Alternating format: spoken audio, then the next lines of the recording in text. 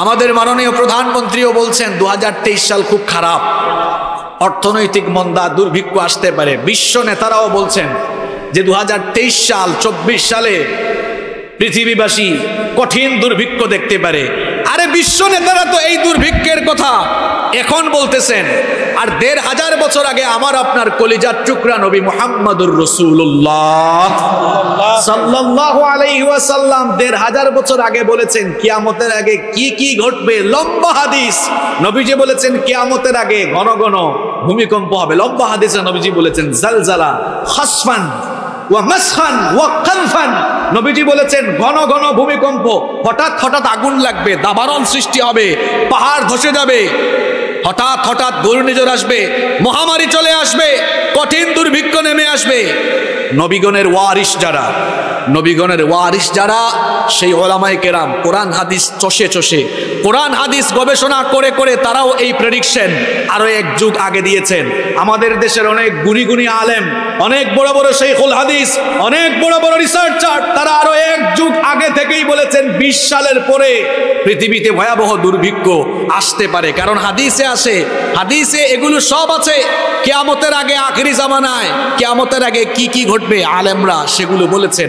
এখন এসে আমরা 2023 সালের কয়েক মাস আগে বুঝতেছি মন্দা আসবে, অথচ যে সকল আলেমরা, যে সকল শাইখুল হাদিসরা কিয়ামতের আলামত কিতাবুল ফিতান, শেষ জামানার ফিতনা নিয়ে গবেষণা করে করে এই প্রেডিকশন করেছেন, আমরা সেই গজবের সামনাসামনি, দুর্ভিক্ষের সামনাসামনি দাঁড়িয়ে নবীগণের ওয়ারিস হাদিস গবেষক সেই সকল শাইখুল হাদিস আলেমদেরকে গ্রেফতার করে তাদের হাতে হাত করা পরিয়ে রেখেছি। আল্লাহর কসম করে বলছি, এই দুর্ভিক্ষ থেকে বাঁচতে চাইলে সেই সকল শাইখুল হাদিসদেরকে জেলখানা থেকে বের করে দিতে হবে। নইলে আমরা যদি সেই সকল আলেমদেরকে মূল্যায়ন না করে তাদেরকে যদি আমরা জেলখানা থেকে বের করে কুরআনের ময়দানে ফিরায় না দেই, এই গজব এমন অন্ধকার ধারণ করবে, এই অন্ধকারের সুফে সাথে খাওয়া সম্ভব হবে না।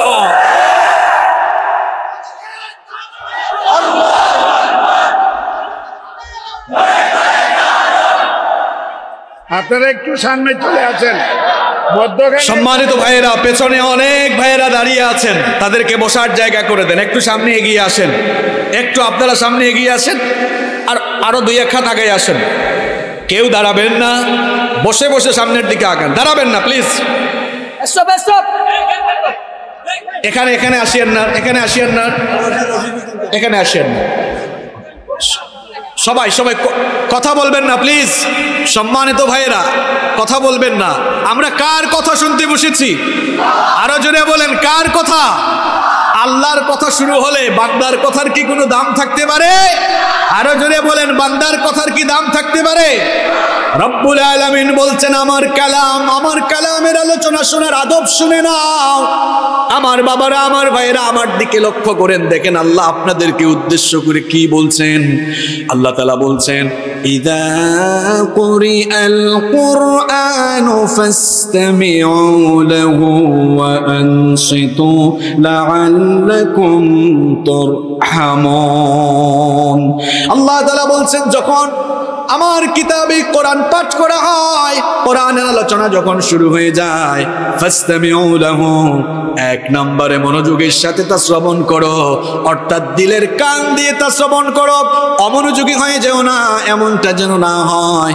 1 কান দিয়ে ঢুকাবা আর অন্য কান দিয়ে বের করে দিবা, এমনটা যেন না হয়। বরং দিলের কাল দিয়ে আল্লাহর কালাম শ্রবণ করো। এই আদবটা শেখাচ্ছে মোল্লা না আল্লাহ। 1 নম্বরে আল্লাহ বলেছেন, বান্দা মনোযোগী হয়ে যাও, অমনোযোগী হয় না। পারস্পরিক কথাবার্তা বলো না, উঠা বসা করে পরিবেশ নষ্ট করো না। 2 নম্বর হচ্ছে ওয়া আনসিতু, সাইলেন্ট হয়ে যাও, চুপচাপ হয়ে যাও। কারণ কোরআনের কথা শুরু হয়ে গেলে বান্দার কথার আর দাম থাকতে পারে। এই আয়াতে রব্বুল আলামিন বান্দাদেরকে আদব শেখালেন 2টা। জোরে বলেন, কয়টা? আরো জোরে, কয়টা? 1 নম্বরে আল্লাহ বললেন মনোযোগী হয়ে যাও, অমনোযোগী হয় না। 2 নম্বরে আল্লাহ বললেন সাইলেন্ট হয়ে যাও, চুপচাপ হয়ে যাও, কথা বলো না। এই 2টা আদব রক্ষা করে যদি আমরা আল্লাহর কালাম থেকে আলোচনা শুনি, আল্লাহ তাআলা ফায়দার কথা, বেনিফিটের কথা আমাদেরকে বলছেন, লাআল্লাকুম তুরহামুন, সম্ভবত তোমাদের উপরে আমার রহমত নাজিল হবে। তাহলে আজকের আলোচনা থেকে সবাই উপকৃত হতে চাইতো? আরো জোরে বলেন।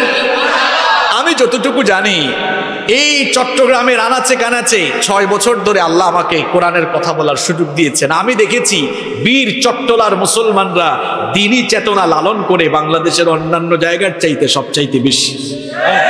এবং এই চট্টলার মুসলমানরা দ্বীনি চেতনা লালন করে বলে এরা কোরআন পাগলও বেশি। আমার বিশ্বাস এই কোরআনের মাহফিলে আপনারা এসেছেন, বরাবরের মতো যে ভদ্রতা, নম্রতা আর বিনয় আমরা দেখি, আজও তার বহিঃপ্রকাশ ঘটবে ইনশাআল্লাহ। আমরা কেউ কথা বলবো না, উঠা বসা করবো না, পাশে থাকা লোকজনের সাথে কথা বলবো না, চুপচাপ থেকে আমরা নীরবতার সাথে শুনবো। পারবেন তো ইনশাআল্লাহ? চলেন আমরা শুরু করি। আমি বলছিলাম তাহলে এই যে গজব, দুর্ভিক্ষ, এগুলো এমনি এমনি আসে না। আমরা যখন আল্লাহর পথ থেকে দূরে সরে যাই, আমরা যখন গুনাহের সাগরে গা ভাসিয়ে দেই, আমরা যখন জুলুম বাড়িয়ে দেই, আমরা যখন আল্লাহর অবাধ্য হয়ে যাই, তখন আল্লাহ তাআলা বিভিন্ন ধরনের গজব নাজিল করেন। এখন প্রগতিশীল কিছু মানুষ আছে, তারা বলে মোল্লারা এত দরবান্ধ আর এত কম জানে। তারা বলতেছে এগুলো নাকি মানুষের পাপের কারণে আসতেছে, জুলুমের কারণে আসতেছে। আরে দুর্ভিক্ষ তো আসতেছে রাশিয়া আর ইউক্রেন যুদ্ধের কারণে। সম্মানিত ভাইরা, বলেন তো দেখি গজব দেওয়ার মালিক কে? আসতে বললে হবে না, গজব দেওয়ার মালিক কে? গজব থেকে বাঁচানোর মালিক কে? আল্লাহ তাআলাই গজব দেন, আবার আল্লাহ তাআলাই বাঁচান। গজব দিলেও রব্বুল আলামিন তার পছন্দের বান্দাদেরকে তিনি হেফাজত করতে পারেন। দেখেন চোখে আঙ্গুল দিয়ে আগে বাস্তবতা আপনাদেরকে বুঝায়। সবাই বলেন তো দেখি, আজ থেকে 2 বছর আগে গোটা পৃথিবীতে একটা গজব এসেছিল, গজবটার নাম কি? আরো জোরে বলেন। এই করোনা ভাইরাস যখন গোটা পৃথিবীতে মহামারী আকারে ছড়িয়ে গেল, বিশ্বের উন্নত দেশগুলো নাস্তানাবুদ হয়ে গেল।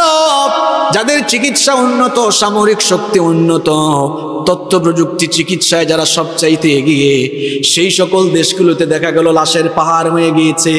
কবর দেওয়ার জন্য জায়গা পাওয়া যায় নাই, শ্মশানের মধ্যে পুরানোর সিরিয়াল পাওয়া যায় নাই, লাশের পাহাড় হয়ে গিয়েছিল। WHO ওয়ার্ল্ড হেলথ অর্গানাইজেশন, বিশ্ব স্বাস্থ্য সংস্থা বলেছিল, তারা প্রেডিকশন দিয়েছিল বাংলাদেশের চিকিৎসা সেবা ভালো না, আর বাংলাদেশের মানুষ অপরিষ্কার অপরিচ্ছন্ন থাকে বেশি। এই জন্য বাংলাদেশে কম করে হলেও 10 লক্ষ মানুষ করোনায় মারা যাবে। বলেন তো 2 বছরে 1 লাখ মরছে নাকি? তাহলে আপনারা কি করোনার চেয়ে বেশি শক্তিশালী নাকি? তাহলে আপনাদেরকে হেফাজত করেছেন কে? আল্লাহ। যে সকল প্রগতিশীলরা বলে গজব আসলে সবার উপর ঠাডা পড়ে, আমি তাদেরকে বলছি গজব দেন যিনি, দয়া করে বাঁচাইতে পারেন তিনি। যেই দেশে ইসলামের চর্চা যত বেশি, যেখানে আল্লাহর দ্বীন মানা হয় যত বেশি, যেখানে নামাজ রোজা যত বেশি, সেখানে আল্লাহর রহমত তত। দেখেন এই বাংলাদেশে ইসলামের চর্চা হয় কম না বেশি? এই দেশে হাফেজি মাদ্রাসা কম না বেশি? কওমে মাদ্রাসা, আলিয়া মাদ্রাসা কম না বেশি? এই দেশের চিত্রটা কেমন দেখেন। কেন আল্লাহর রহমত এই দেশে আসবে না? সূর্য উঠার 1-2 ঘন্টা আগেই লক্ষ লক্ষ হাফেজের ছাত্ররা, লক্ষ লক্ষ উলামারা এই দেশে তাহাজ্জুদের নামাজ পড়ে চোখের পানি ছেড়ে দেয়। তাহলে যেই জমিনে আলেমদের আর কোরআনের পাখিদের চোখের পানি ঝরে, সেই দেশে রহমত নাজিল হবে কার পক্ষ থেকে? এই দেশে ইসলামের চর্চা বেশি, নামাজ বেশি, রোজা বেশি, মাহফিল বেশি, মসজিদ বেশি, মাদ্রাসা বেশি, যুবকদের মুখে দাড়ি বেশি, যুবকরা মাহফিলেও বেশি। এই জন্য এই দেশে আল্লাহর রহমত কম না বেশি? দেখেন করোনার সময়ে আমার কথাগুলো মিলান। যেই দেশে ইসলামের চর্চা নাই, যেই দেশে দ্বীনের বিরোধিতা বেশি, যেই দেশে গান বাজনা বেশি, যেই দেশে জেনা বেবিচার বেশি, যেই দেশে গার্লফ্রেন্ড বয়ফ্রেন্ড বেশি, ওই দেশে করোনার ঠাডাও পড়ছিল সবচাইতে। তার মানে বোঝা গেল গজব দেন কে? আবার গজব থেকে বাঁচানো কে? তাহলে বোঝা গেল সামনে যে দুর্ভিক্ষ আসতেছে 2023 সালে অথবা 24 সালের সামনে যে দুর্ভিক্ষ আসতেছে, আমরা যদি আল্লাহর দ্বীনের পথে অটল থাকতে পারি, আমরা যদি জুলুম ছেড়ে, গুনাহ ছেড়ে আমরা যদি আল্লাহমুখী হয়ে যেতে পারি, আমাদের আশেপাশের অঞ্চলে দুর্ভিক্ষ আসলেও ওই কঠিন সময়ে আমাদেরকে খাওয়ায়া পড়ায়া নিয়ামত দিয়ে ভরপুর রাখবেন কে? বিশ্বাস হয়? বিশ্বাস হয় আপনাদের? বিশ্বাস হওয়ার জন্য তো কিছু জিনিস আগে বাস্তবিক করতে বুঝায় দেওয়া দরকার। আসেন আজ কোরআনের একটা সূরা থেকে আর কয়েকজন নবীর জীবনী দিয়ে আপনাদেরকে বুঝাই, গজব যখন আসে এমনি এমনি আসে না। পাপের কারণে জুলুমের কারণে গজব আসে, আর আল্লাহর দিন মুখী হয়ে গেলে পাশাপাশি কাছাকাছি থাকা লোকজনদের উপরে গজব আসলেও ইমানদারদেরকে হেফাজত করে ফেলেন কে? আসতে বলবেন না, জুড়ে বলেন, ইমানদারদেরকে হেফাজত করেন কে? ইউসুফ আলাইহিস সালামের নাম আমরা জানি। ইউসুফ আলাইহিস সালামের নামে আল্লাহ তাআলা কোরআনে কারীমে একটা সূরাও দিয়েছেন। কোরআনুল কারীমে 114টি সূরা রয়েছে, তার মধ্যে 12 নম্বর সূরার নাম হলো সূরা ইউসুফ। ইউসুফ আলাইহিস সালামের সময়ে কঠিন একটা দুর্ভিক্ষ মিশরে এসেছিল। কি কারণে দুর্ভিক্ষ আসলো, তারপরে দুর্ভিক্ষ থেকে মিশরবাসী রেহাই পেল কেমনে, সেই ঘটনা আপনাদেরকে শোনাই। ওই ঘটনা সূরা ইউসুফের মধ্যে খুলে খুলে বয়ান করেছেন যিনি, তিনি কে? ইউসুফ আলাইহিস সালাম তিনি ছিলেন ইয়াকুব আলাইহিস সালামের ছেলে। ইয়াকুব আলাইহিস সালামের সব ছেলেদের থেকে ইউসুফ আলাইহিস সালামকে তিনি সবচাইতে বেশি ভালোবাসতেন, কারণ ইউসুফ আলাইহিস সালামকে রব্বুল আলামিন এত সুন্দর করে বানিয়েছেন, তার দিকে তাকালে চোখ ফেরানো যেত না। এই দুনিয়ার অর্ধেক সৌন্দর্য তাকে দান করেছেন কে? ইয়াকুব আলাইহিস সালাম ইউসুফ নবীকে খুব ভালোবাসতেন। এই জন্য ইউসুফ আলাইহিস সালামের অন্যান্য ভাইয়েরা হিংসায় পড়ে গেল। হিংসায় পড়ে গিয়ে তারা ষড়যন্ত্র করে তাদের ভাই ইউসুফ আলাইহিস সালামকে হত্যা করার জন্য তাদের বাবা ইয়াকুব আলাইহিস সালামকে ফুসলিয়ে বুঝিয়ে একদিন তারা খেলার নাম করে মরুভূমিতে নিয়ে চলে গেল। এরপরে তারা অনেক দূরে একটি অন্ধকার কুয়া যখন খুঁজে পেল, ইউসুফ আলাইহিস সালামকে হত্যা করার জন্য 10 ভাইয়েরা এবার সেইদিন ইউসুফ আলাইহিস সালামকে ছোট্ট বয়সে সেই অন্ধকার কুয়ার মধ্যে তারা ফেলে দিল। তারা মনে মনে ভেবেছিল, আমাদের ভাই ইউসুফকে আমরা যদি এই কুয়ায় ফেলে দিই, সাঁতার না জানা ছোট্ট এই ইউসুফ এই কুয়ার মধ্যে মারা যাবে, অথবা কেউ যদি দয়াবান হয়ে এখান থেকে উঠায় তাহলে তাকে তারা তাদের গোলাম বানিয়ে ফেলবে। এই জন্য ইউসুফ আলাইহিস সালামকে তারা অন্ধকার কুয়ায় ফেলে দিয়েছিল।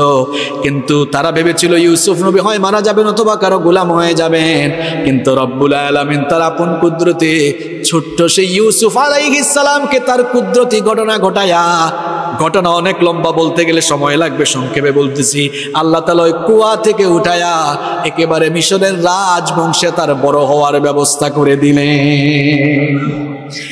মিশরের আজিজে মিশর যিনি ছিলেন, আজিজে মিশর ইউসুফ নবীকে গোলাম হিসাবে ক্রয় করেছিলেন। সূরা ইউসুফে সব আছে, আয়াত সহ যদি বলতে যাই তাহলে 3-4 ঘন্টা সময় লাগবে।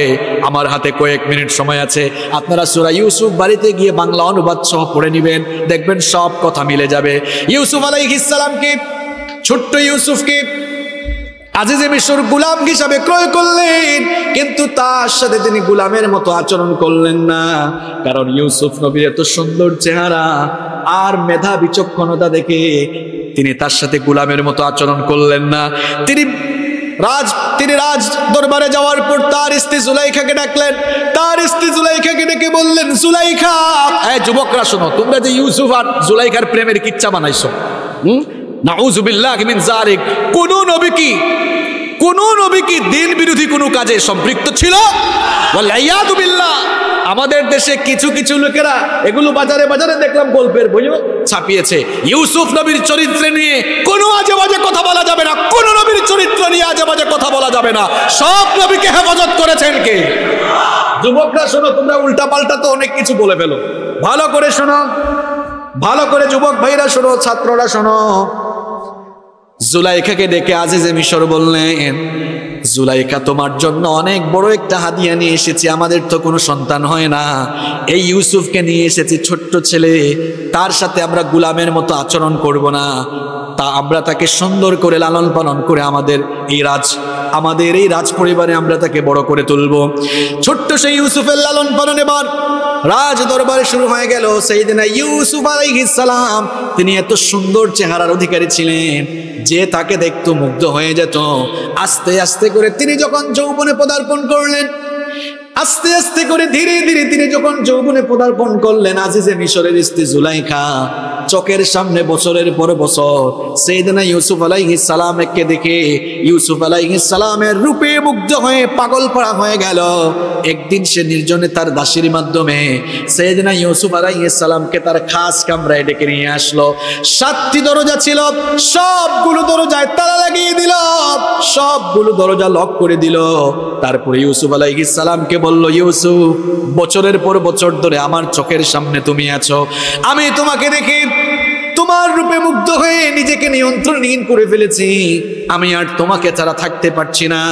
নিয়ন্ত্রণহীন হয়ে জুলাইখা যখন ইউসুফ আলাইহিস সালামকে কুপ্রস্তাব পেশ করলো, সেইদিনা ইউসুফ আলাইহিস সালাম তার সেই কুপ্রস্তাব রিজেক্ট করলেন, প্রত্যাখ্যান করে দিলেন।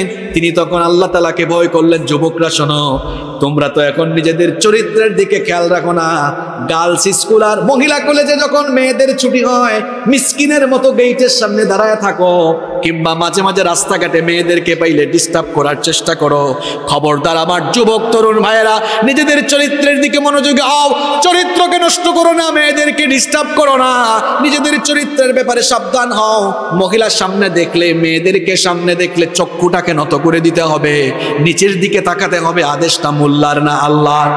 আল্লাহ তাআলা কোরআনে বলেছেন, কুল্লিল মুমিনিনা ইয়াগুদ্দু মিন আবসারিহিম, হে নবী মুমিন পুরুষদেরকে বলেন তারা যেন তাদের চক্ষুকে পরনারী থেকে নিম্নগামী করে। আমার যুবক ভাইরা, চক্ষুকে হেফাজত করো, চরিত্রকে সুন্দর বানাও। খবরদার এই যুবক বয়সী বিয়ে শাদীর আগে মেয়েদের পেছনে গইরা তোমরা তোমাদের চরিত্র নষ্ট কইরো না, বরং চরিত্রটাকে সুন্দর করো, ক্যারিয়ারটাকে সুন্দর করো। মেয়েদের পেছনে লাইন ধরা লাগবে না, দেখবা মেয়ের বাপরা তোমার পেছনে লাইন ধরা শুরু করবে। কোন নবী রাসূলের চরিত্র এটা ছিল না, বরং নবী রাসূলদের চরিত্রে মুগ্ধ হয়ে মেয়ের বাপরা নবীদের পেছনে লাইন ধরেছে। কিচ্ছা আরেকটা মনে পড়ছে, বলতে গেলে সময় লাগবে, সংক্ষেপে বলছি। মুসা নবীর চরিত্রে মুগ্ধ হয়ে মুসা নবীর চরিত্রে মুগ্ধ হয়ে শুআইব আলাইহিস সালাম 2 মেয়েকে বিয়ে দিয়েছেন। তাহলে যুবক ভাইরা শোনো, চরিত্র সুন্দর হলে দেখা যাবে মেয়ের বাপরা তোমার পেছনে লাইন ধরবে। চরিত্রটাকে সুন্দর বানাও, মেয়েদের পেছনে লাইন ধরো না। বুখারীর একটা হাদিস শোনাই, নবীজি বলেছেন, মাইয়াকমাল্লি মা বাইনা লাহিহি ওয়া রিজলাইহি আতমানু লাহুল জান্নাহ। নবীজি বলেছেন, যে ব্যক্তি তার 2 চুয়ালের মধ্যবর্তী জায়গা অর্থাৎ জিহবা আর 2 উরুর মধ্যবর্তী জায়গা অর্থাৎ লজ্জাস্থান, এই দুটো জিনিসের জিম্মাদারি যারা গ্রহণ করবে, কাল কিয়ামতের দিন আমি নবী নিজে তার জন্য জান্নাতের জিম্মাদার হয়ে যাব। তাহলে যুবক ভাইরা, মেয়েদের পেছনে না ঘুইরা নিজের চরিত্রটাকে যদি আমরা সুন্দর রাখতে পারি, কাল কিয়ামতে আমাদের জন্য জান্নাতের জিম্মাদার হবেন যিনি, তিনি মুহাম্মাদুর রাসূলুল্লাহ সাল্লাল্লাহু আলাইহি ওয়াসাল্লাম। আমরা নবীজির শাফায়াত চাই তো? কারা কারা চাই না হাত তুলেন তো। দেখছেন হুজুর আল্লাহর কত কুতুব, মনোযোগ নাই।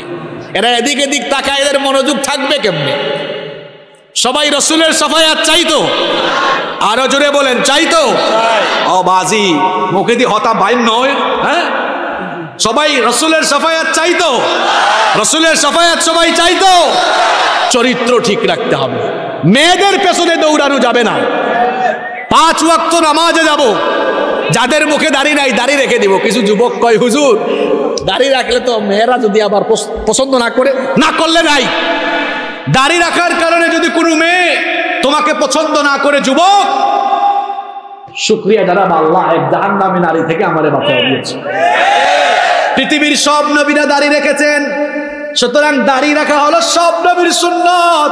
কুরআন হাদিস বললেও তো আমরা বুঝি না, এই জন্য বাস্তবতা দিয়ে অনেক জিনিস বোঝাতে হয়। আসেন, কমন সেন্স কি বলে দেখেন তো, বলেন তো, পুরুষ আর মহিলাদের ফিজিক্যাল স্ট্রাকচার কি একরকম নাকি? কথা বুঝেন নাই? নারী পুরুষের শারীরিক কাঠামো কি একরকম?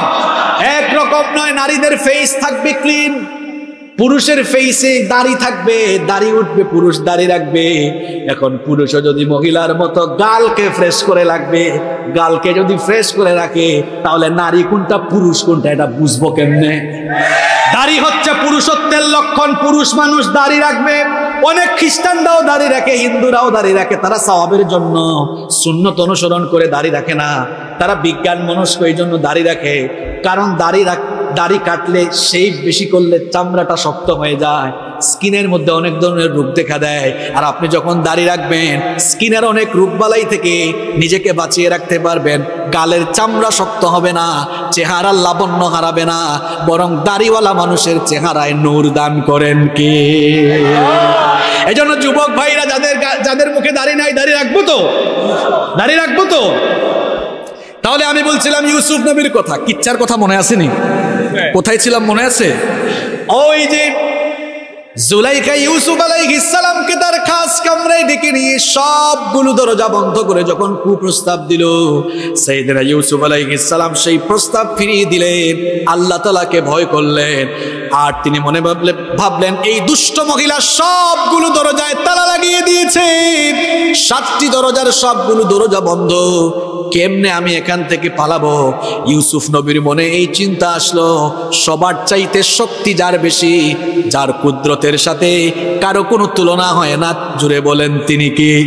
তিনি মনে মনে ভাবলেন, আমি যদি আমার রবের উপরে তাওয়াক্কুল করে বন্ধ দরজার দিকে দৌড় দেই, রাস্তা দেখায় দিবেন কে? আল্লাহর উপরে ভরসা করে তালাবদ্ধ লক করা 7টা দরজার দিকে তিনি যখন দৌড় মারলেন, রব তার উপর খুশি হয়ে গিয়ে তালাবদ্ধ সবগুলো দরজা তার নবী ইউসুফের জন্য আল্লাহ আনলক করে দিলেন। ইউসুফ আলাইহিস সালাম এবার দৌড়াচ্ছেন, পেছন থেকে জুলাইখাও ধাওয়া করছে, একটা একটা করে দরজা ঠাস ঠাস করে খুলে যাচ্ছে।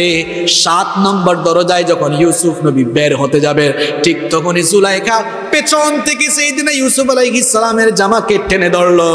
সাইয়েদনা ইউসুফ আলাইহিস সালামের জামার কিছু অংশ ছিঁড়ে গেল। ঘটনাক্রমে দুর্ভাগ্যক্রমে 7 নম্বর দরজা খোলা মাত্রই জুলাইখার স্বামী এবার সামনে পড়ে গেছে। হায় হায় হায়, জুলাইখার স্বামী যখন সামনে পড়ে গেছে, জুলাইখা এবার বাঁচার জন্য মিথ্যার আশ্রয় নিল। জুলাইখা তখন কি বলেছিল? আল্লাহ তাআলা কোরআনুল কারীমে সূরা ইউসুফের মধ্যে সেই কথা বলেছেন। সূরা ইউসুফের 26 নম্বর আয়াতের, সূরা ইউসুফের 25 নম্বর আয়াতের শেষাংশে এসেছে, জুলাইখা তখন বলল, ক্বালাত মা জাযাউ মান আরাদা বিআহলিকা সুআন ইল্লা আন ইউসজানা আও আযাবুন আলীম। জুলাইখা তখন বলল, দেখেন তো আপনার ঘরে নুন খেয়ে গুণ গাইল না, আপনি যাকে দয়া করে আপনার পরিবারে জায়গা দিলেন, সেই আজ নাফরমান হয়ে আপনার স্ত্রীর দিকে কুনজর দিয়েছে। সুতরাং কারেন্ট চলে গেছে না? আচ্ছা, মাইকে আওয়াজ আছে না? চলবে তো। জুলাইখা তখন বলল, যে আপনার স্ত্রীর দিকে কুনজর দিয়েছে তাকে কারাগারে বন্দী করা কিংবা তাকে কঠিন শাস্তি দেওয়া ছাড়া আর তো কিছু হতে পারে না। সুতরাং আজিজে মিশর তার বিরুদ্ধে ব্যবস্থা নেন, কারণ সে আপনার স্ত্রীর দিকে চোখ তুলেছে। ইউসুফ আলাইহিস সালাম দেখলেন, হায় হায় হায়, এই মহিলা আমাকে নিজেই ডাকলো, কুপ্রস্তাব দিল, আমি পালালাম, এখন দেখে আমার উপরে দোষ দেয়, কি রকম শয়তানি চিন্তা।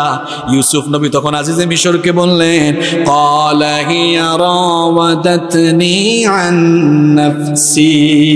ইউসুফ আলাইহিস সালাম বললেন, মিথ্যা কথা, সেই আমাকে এখানে ডেকেছে, আমাকে কুপ্রস্তাব করেছে, আমার চরিত্র নষ্ট করতে চেয়েছে, বরং আমি পালাচ্ছিলাম। আজিজে মিশর মনে মনে ভাবলেন, ছোটবেলা থেকে ইউসুফকে আমি দেখেছি, অত্যন্ত ভদ্র, বিনয়ী, খুব ভালো তার চরিত্রে আমি নিজেই মুগ্ধ, অত্যন্ত আমানতদার, বিশ্বস্ত। ইউসুফ এমন মানুষ হতে পারে না। দেখেন কেমন বিশ্বস্ততা ছিল, নিজের বউকে বিশ্বাস না করে ইউসুফ আলাইহিস সালামের প্রতি তার বিশ্বস্ততা ছিল। তিনি বললেন, ইউসুফ, আচ্ছা ঠিক আছে, তোমার কথা আমি মেনে নিলাম, কিন্তু তোমার কি কোনো সাক্ষী আছে নাকি? ইউসুফ নবী এবার চিন্তায় পড়ে গেলেন, কারণ কোনো সাক্ষী তো নাই। আল্লাহ তাআলা তার নবী ইউসুফের প্রতি রাজি ছিলেন, খুশি ছিলেন। এই জন্য আল্লাহ তাআলা বললেন, ইউসুফ শোনো, সাক্ষী আমি রেখেছি। তোমাকে যখন ডেকে নিয়ে যায় ছোট্ট সেই দোলনায় থাকা শিশু, সে তো এটা দেখেছিল। এখন তুমি বলো, এই দোলনায় থাকা ছোট্ট শিশু এই ঘটনার মূল বর্ণনা করো। ইউসুফ নবী বললেন, শোনেন, এই দোলনায় থাকা শিশু এই ঘটনার হাকিকত বলবে। আজিজে মিশর মুচকি এসে বললেন, তুমি যে অপরাধী আর আমার বুঝতে বাকি নাই, কারণ ছোট্ট শিশু যে কোনো জবান খুলে কথা বলতে পারে না, সে কেমনে এই ঘটনা বয়ান করবে? ইউসুফ আলাইহিস সালাম তখন বললেন, কথা বলার শক্তি যিনি দান করেন, সবাই বলেন তিনি কে? আবার কথা বলা যিনি বন্ধ করে দিতে পারেন, তিনি কে? ইউসুফ আলাইহিস সালাম তখন বললেন, যে আল্লাহ মানুষকে জবান শক্তি দেন, তিনি এই বাচ্চার জবান খুলে দিবেন। তিনি ওই বাচ্চাকে বললেন, আল্লাহর হুকুমে তোমার জবান খুলে এই ঘটনার হাকিকত বলো। বাচ্চার জবানটা তখন খুলে দিলেন কি? ওই বাচ্চা তখন কথা বলা শুরু করলো। বাচ্চা তখন ঘটনার কি বয়ান দিল, কোরআন থেকে শুনেন। ওয়াশাহিদা শাহিদুম মিন আহলিহা ইন কানা কমিসুহু কুদ্দা মিন কুবুলিন ফাসাদাকাত ওয়া হুয়া মিনাল কাযিবিন। ছোট্ট বাচ্চা তখন বলল, যদি জামা সামনের দিক থেকে ছেঁড়া হয়, যদি জামা সামনের দিক থেকে ছেঁড়া হয় তাহলে জুলাইখা সত্য বলেছে, ইউসুফ মিথ্যা বলেছে। কারণ জামা যদি সামনের দিক থেকে ছেঁড়া হয় বোঝা যাবে ইউসুফ আলাইহিস সালামই গিয়েছিলেন, আর জুলাইখা বাচ্চার জন্য একটু টানাটানি করেছে। আর বাচ্চা বলল জামা যদি পেছন দিক থেকে ছেঁড়া হয় তাহলে বোঝা যাবে জুলাইখা মিথ্যা বলেছে, ইউসুফ সত্য বলেছে। কারণ পেছন দিকে যদি ছেঁড়া থাকে বোঝা যাবে জুলাইখাই তাকে পেছন দিক থেকে আটকাতে চেয়েছে। এবার বলেন তো দেখি জামা সামনের দিকে ছেঁড়া না পেছন দিকে ছেঁড়া? আজিজে মিশর দেখেন, যখন দেখলেন জামা তো সত্যি সত্যি পেছন দিকে ছেঁড়া, জুলাইখা তখন মাথা নত করে দিল।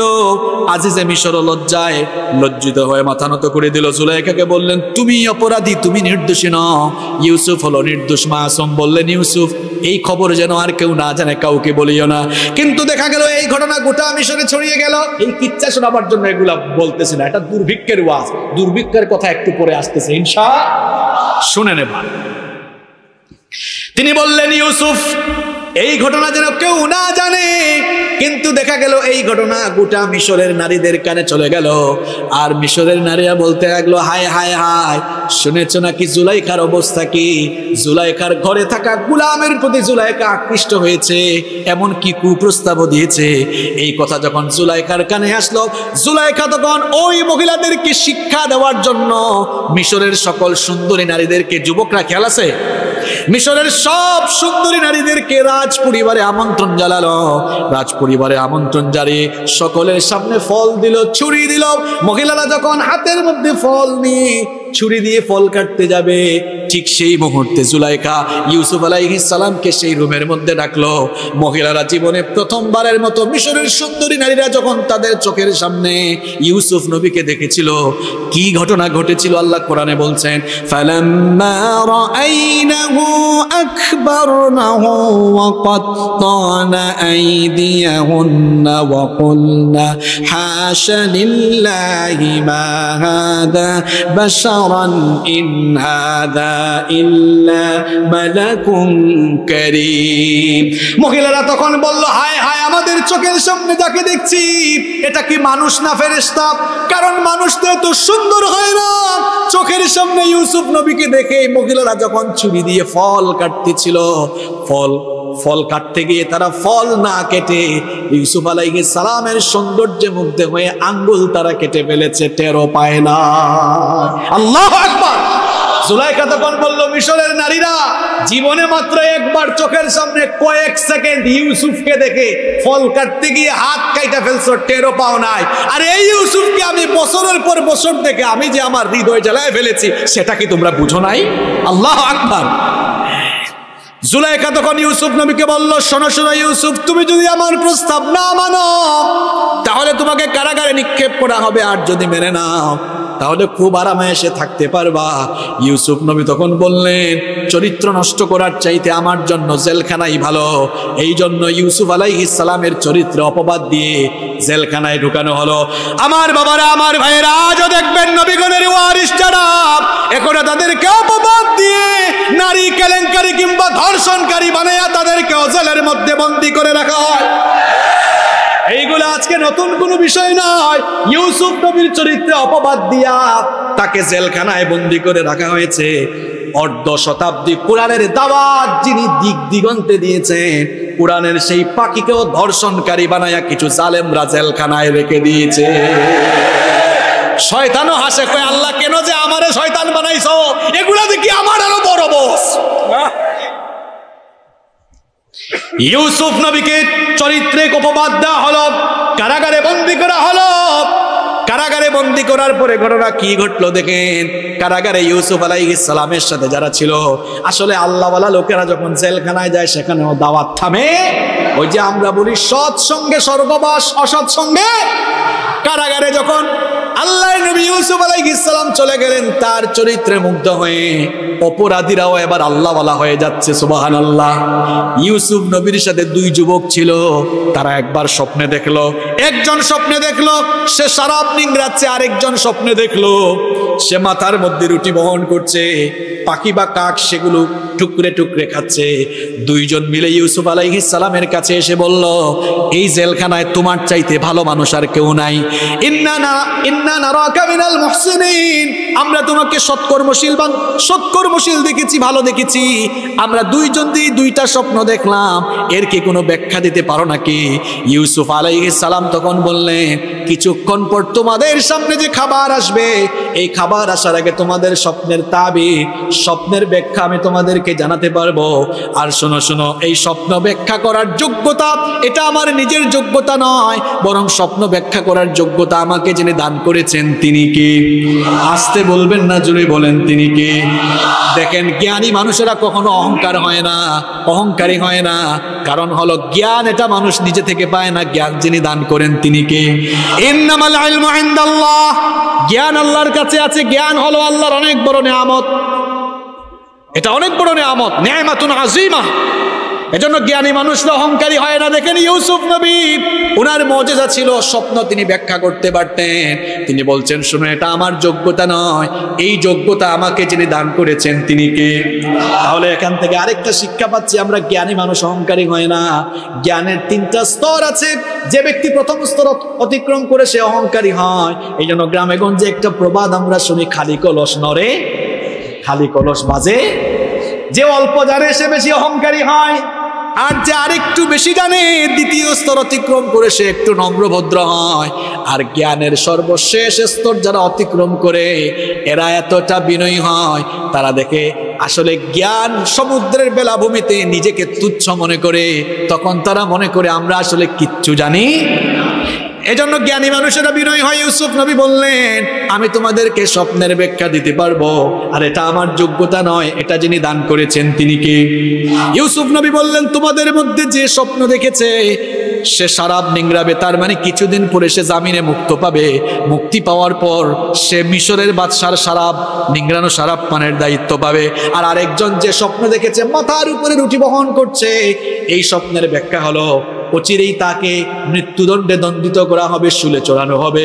শুলে চড়ানোর পরে তার লাশ যখন ঝুলে থাকবে, মাথার মধ্যে কাক এসে পাখি এসে তার মাথার মগজ টুকরে টুকরে খেতে থাকবে। এবার দেখা গেল সত্যি সত্যি স্বপ্নের বাস্তবায়ন তা হলো। আর ইউসুফ নবী যাকে তিনি দেখেছিলেন যে কিছুদিন পর সে জামিনে মুক্ত পাবে, তাকে বলেছিলেন, শোনো, তোমার জামিনে মুক্তি লাভের পরে মিশরের বাদশার কাছে আমার কথা বলবা। এক কয়েদি, এক মজলুম জেলখানার ভেতরে কয়েক বছর ধরে আছে, মজলুম অবস্থায় বিনা অপরাধে বন্দী করে রাখা হয়েছে, এই খবরটা দিবা। কিন্তু জামিনে মুক্ত হয়ে যাওয়ার পর তার আর এই কথা মনে নাই, সে ভুলে গেল। বেশ কয়েক বছর পরে মিশরের বাদশা একবার স্বপ্নে দেখলেন, তিনি স্বপ্নে দেখলেন 7টা মোটা তাজা গাভী, 7টা মোটা তাজা গাভীকে 7টা হালকা হালকা গাভী গিলে ফেলতেছে। উল্টা ঘটনা না? 7টা মোটা তাজা গাভীকে 7টা জরাজীর্ণ গাভী কি করে ফেলতেছে? খেয়ে ফেলতেছে। আরো স্বপ্নে দেখলেন 7টা সবুজ শীষ আর 7টা শুষ্ক শীষ। তিনি তার রাজ্যের সকল স্বপ্ন বিশারদদেরকে ডাকলেন, ডেকে বললেন, আমি এই স্বপ্ন দেখেছি, আমার স্বপ্নের তাবির তোমরা বলে দাও।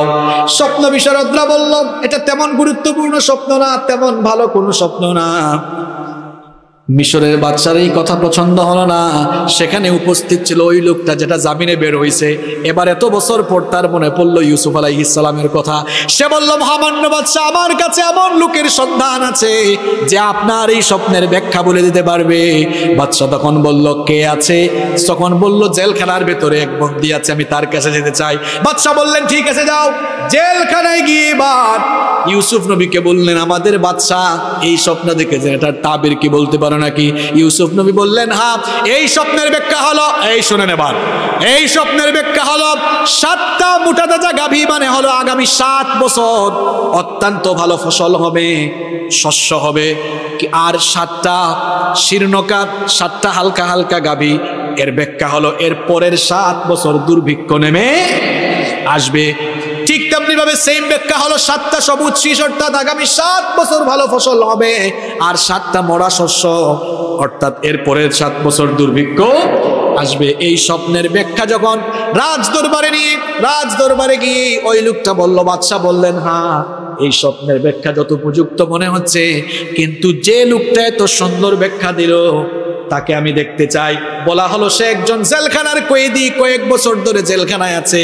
বাদশাহ বললেন, এত সুন্দর ব্যাখ্যা দেওয়ার কারণে আমি তাকে মুক্তি দিলাম, যাও নিয়ে আসো।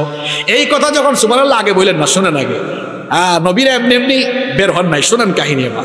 এবার গিয়ে যখন ইউসুফ নবীকে বলা হলো, বাদশাহ আপনাকে যেতে বলেছেন, তিনি এমনিতেই আপনাকে মুক্ত করে দিতে চান। ইউসুফ নবী বললেন, না না, এমনি এমনি জেলখানা থেকে বের হওয়ার মানুষ আমি।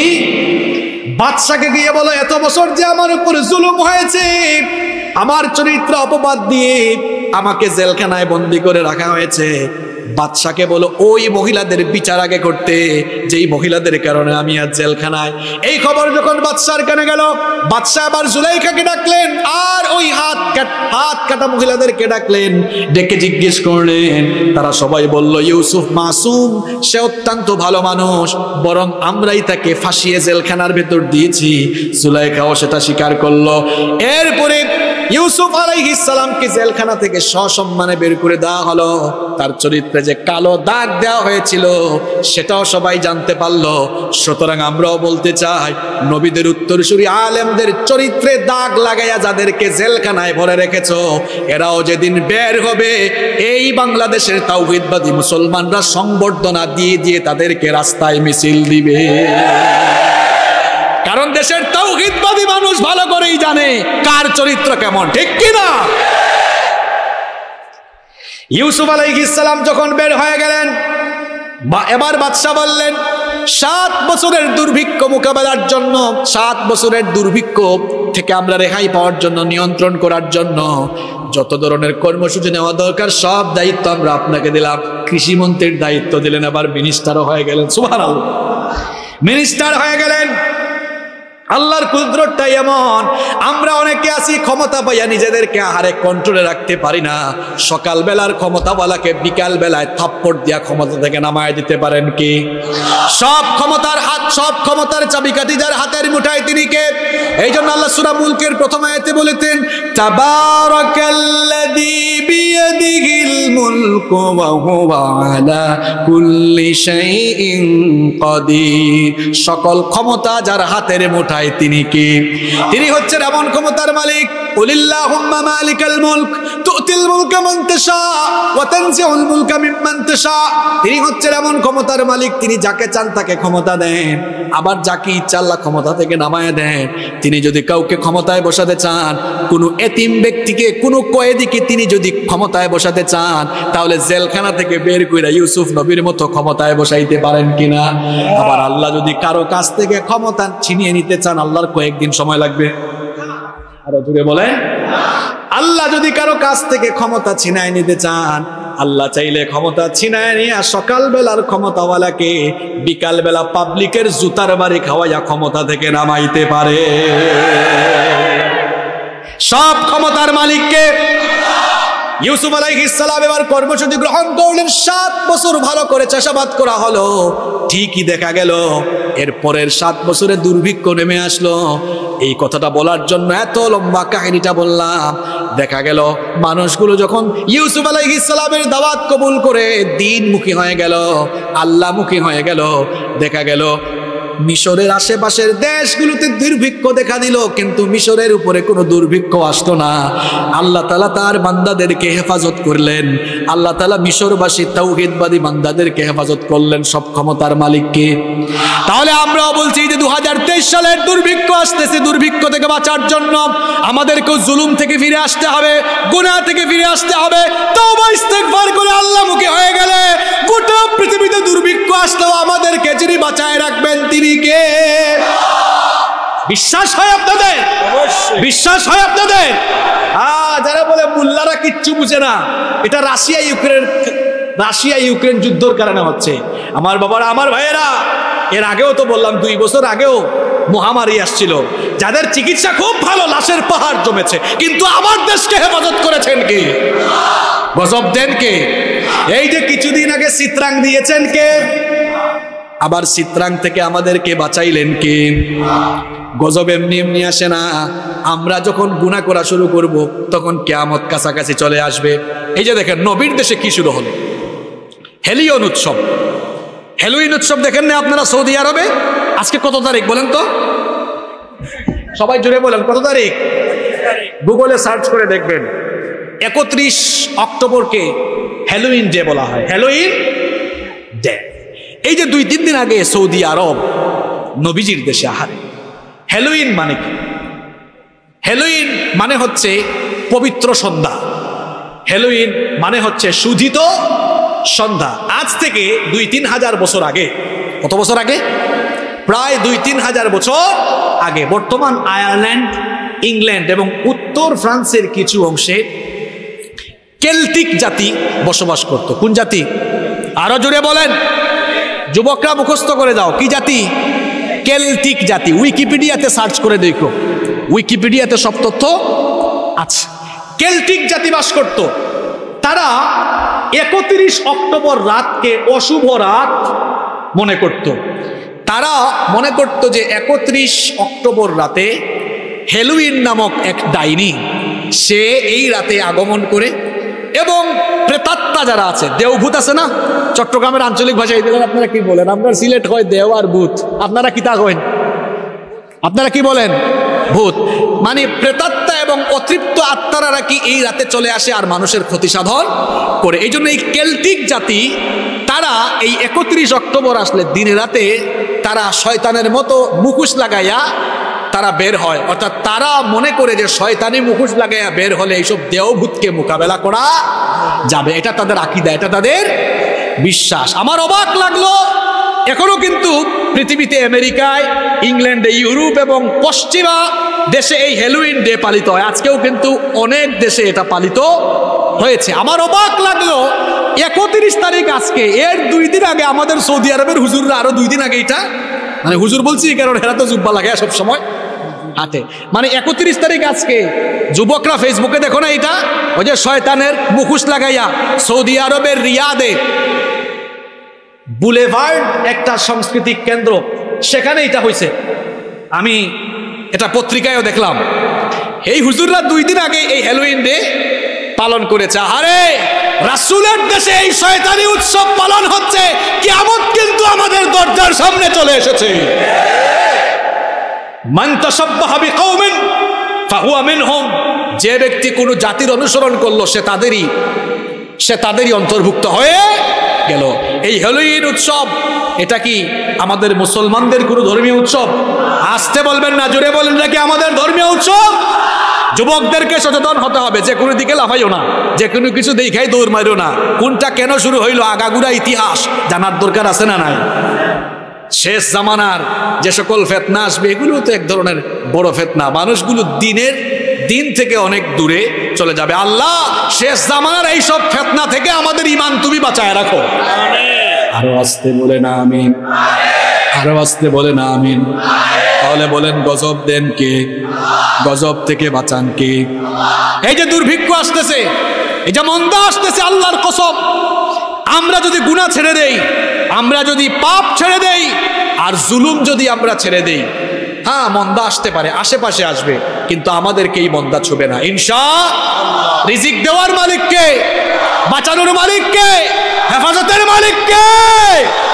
আসেন আরেক নবীর ব্যাপারে আলোচনা করে বুঝাই দেই যে দুর্ভিক্ষ আসলে, গজব আসলে, আল্লাহর পথে থাকলে আপনি বাঁচবেন, আশপাশের লোকদের উপর ঠাড়া পড়বো, কিন্তু আপনাকে বাঁচাই ফেলবেন কে? আল্লাহ। কেন উলামায়ে কেরাম বসে আছেন, তাদেরকে সাক্ষী রেখে আমি বলি, মুসা নবীর নাম শুনছেন না আপনারা? জোরে বলেন, মুসা নবীর নাম শুনছেন তো? যুবকরা রেডি? মুসা নবীর নাম শুনছেন তো সবাই? মুসা নবীর নাম শুনছি না আমরা? গরম না নরম? গরম না নরম? মুসা নবী তিনি বনি ইসরাইল বংশে এসেছিলেন। বনি ইসরাইল বংশ, এই বংশ হচ্ছে দুনিয়ার সবচাইতে নিয়ামতপ্রাপ্ত একটি বংশ, নিয়ামতপ্রাপ্ত একটা জাতি। আল্লাহ কোরআনের বহু জায়গায় এদের কথা বলেছেন। কোরআনুল কারীমে বনি ইসরাইলের বহু আলোচনা এসেছে। এটা নবীওয়ালা বংশ। বনি ইসরাইল তারা কারা? ইসরাইল হচ্ছে ইয়াকুব আলাইহিস সালামের উপাধি, তার মানে হলো আল্লাহর বান্দা। ইসরাইল মানে আল্লাহর বান্দা। ইয়াকুব আলাইহিস সালামকে ইউসুফ নবীর বাবা। ইয়াকুব আলাইহিস সালামের বংশধারাকে বলা হয় বনি ইসরাইল। আজকে আপনাদেরকে একটা তথ্য দিয়ে যাই, ইয়াকুব নবী থেকে নিয়ে শুরু করে ঈসা ইবনে মারইয়াম এর মাঝখানে আলাইহিমুস সালাম যত নবী রাসূল এসেছেন সব নবী বনি ইসরাইল বংশে। সব নবী কোন বংশে? এত হাজার হাজার নবী এই বংশে এসেছে। আর ওইদিকে আমাদের নবী মুহাম্মদুর রাসূলুল্লাহ সাল্লাল্লাহু আলাইহি ওয়াসাল্লাম তিনি এসেছেন বনি ইসমাঈল বংশে। এই জন্য নবীজি বলতেন আনা সামরাতু দুআউ ইব্রাহিম আলাইহিস সালাম। তিনি বলতেন আমি আমার জাতির পিতা ইব্রাহিম আলাইহিস সালামের দুয়ার ফসল। বাপ বেটা ইব্রাহিম আলাইহিস সালাম আর ইসমাঈল আলাইহিস সালাম দুইজন কাবা ঘর বানিয়ে দোয়া করেছিলেন, দোয়া কবুল করেছেন কে? তো বলছিলাম মুসা নবীর সময়ে দুর্ভিক্ষ এসেছিল। মুসা নবী ছিলেন বনি ইসরাইলের, আর ফেরাউন ছিল কিপ্তি বংশের। মুখস্থ করা লাগবে। বলেন তো মুসা নবী ছিলেন কোন বংশের? আসতে বলবেন না, জুড়ে বলেন মুসা নবী কোন বংশের? যুবক, যুবকের মতো আওয়াজ দাও, মুসা নবী কোন বংশের? আরো জুড়ে, কোন বংশের? আর ফেরাউন কোন বংশের? এই দেখছেন, মনোযোগ এদিক ওইদিকে। কে চেয়ার নিয়ে আসলো, কে ওইদিক ওইদিক উঠলো? ওইদিকে তাকানোর দরকার আছে, ওইদিকে তাকানোর দরকার আছে। ফেরাউন কিপ্তি বংশের। কোন বংশের? আরো জোরে, কোন বংশের? মাহফিল মুখস্থ করে যাওয়া লাগবে। সকালবেলা গিয়া কেউ যদি বলে হাসিবুর রহমান ভাই কোন বিষয় নিয়ে ওয়াজ করছে, করছে তো একদম করছে, অনেক কিছু করছে, ফাটাই ফেলছে একদম। কি ফাটাইছে? কিচ্ছু বলতে পারবে না সকালে, কিছু খুব মুখস্থ করে যাওয়া লাগবে। ফেরাউন কোন বংশের? যুবক, যুবকের মতো আওয়াজ দিতে হবে। কোন বংশের? মুসা নবী, মুসা নবী। ফেরাউন কি ভালো না খারাপ? বিখ্যাত না কুখ্যাত? আলেম না জালেম?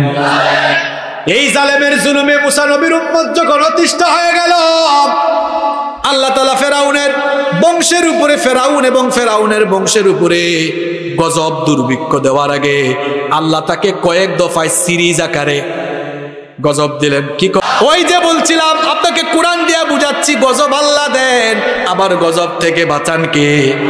আমরা যদি জালেম না হইয়া সবাই যদি আল্লাহমুখী হই, গজব আসলে, দুর্ভিক্ষ আসলে আমাদেরকে বাঁচায় দিবেন কে? আসতে বলবেন না, জুড়ে বলেন কে?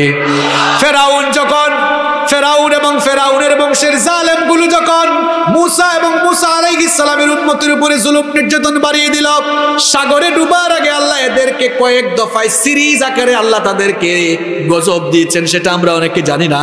শুনেন, শুনেন, আল্লাহ তাকে ধ্বংস করার আগে প্রথম দফায় আল্লাহ তার উপর গজব দিলেন দুর্ভিক্ষের গজব। কিসের গজব?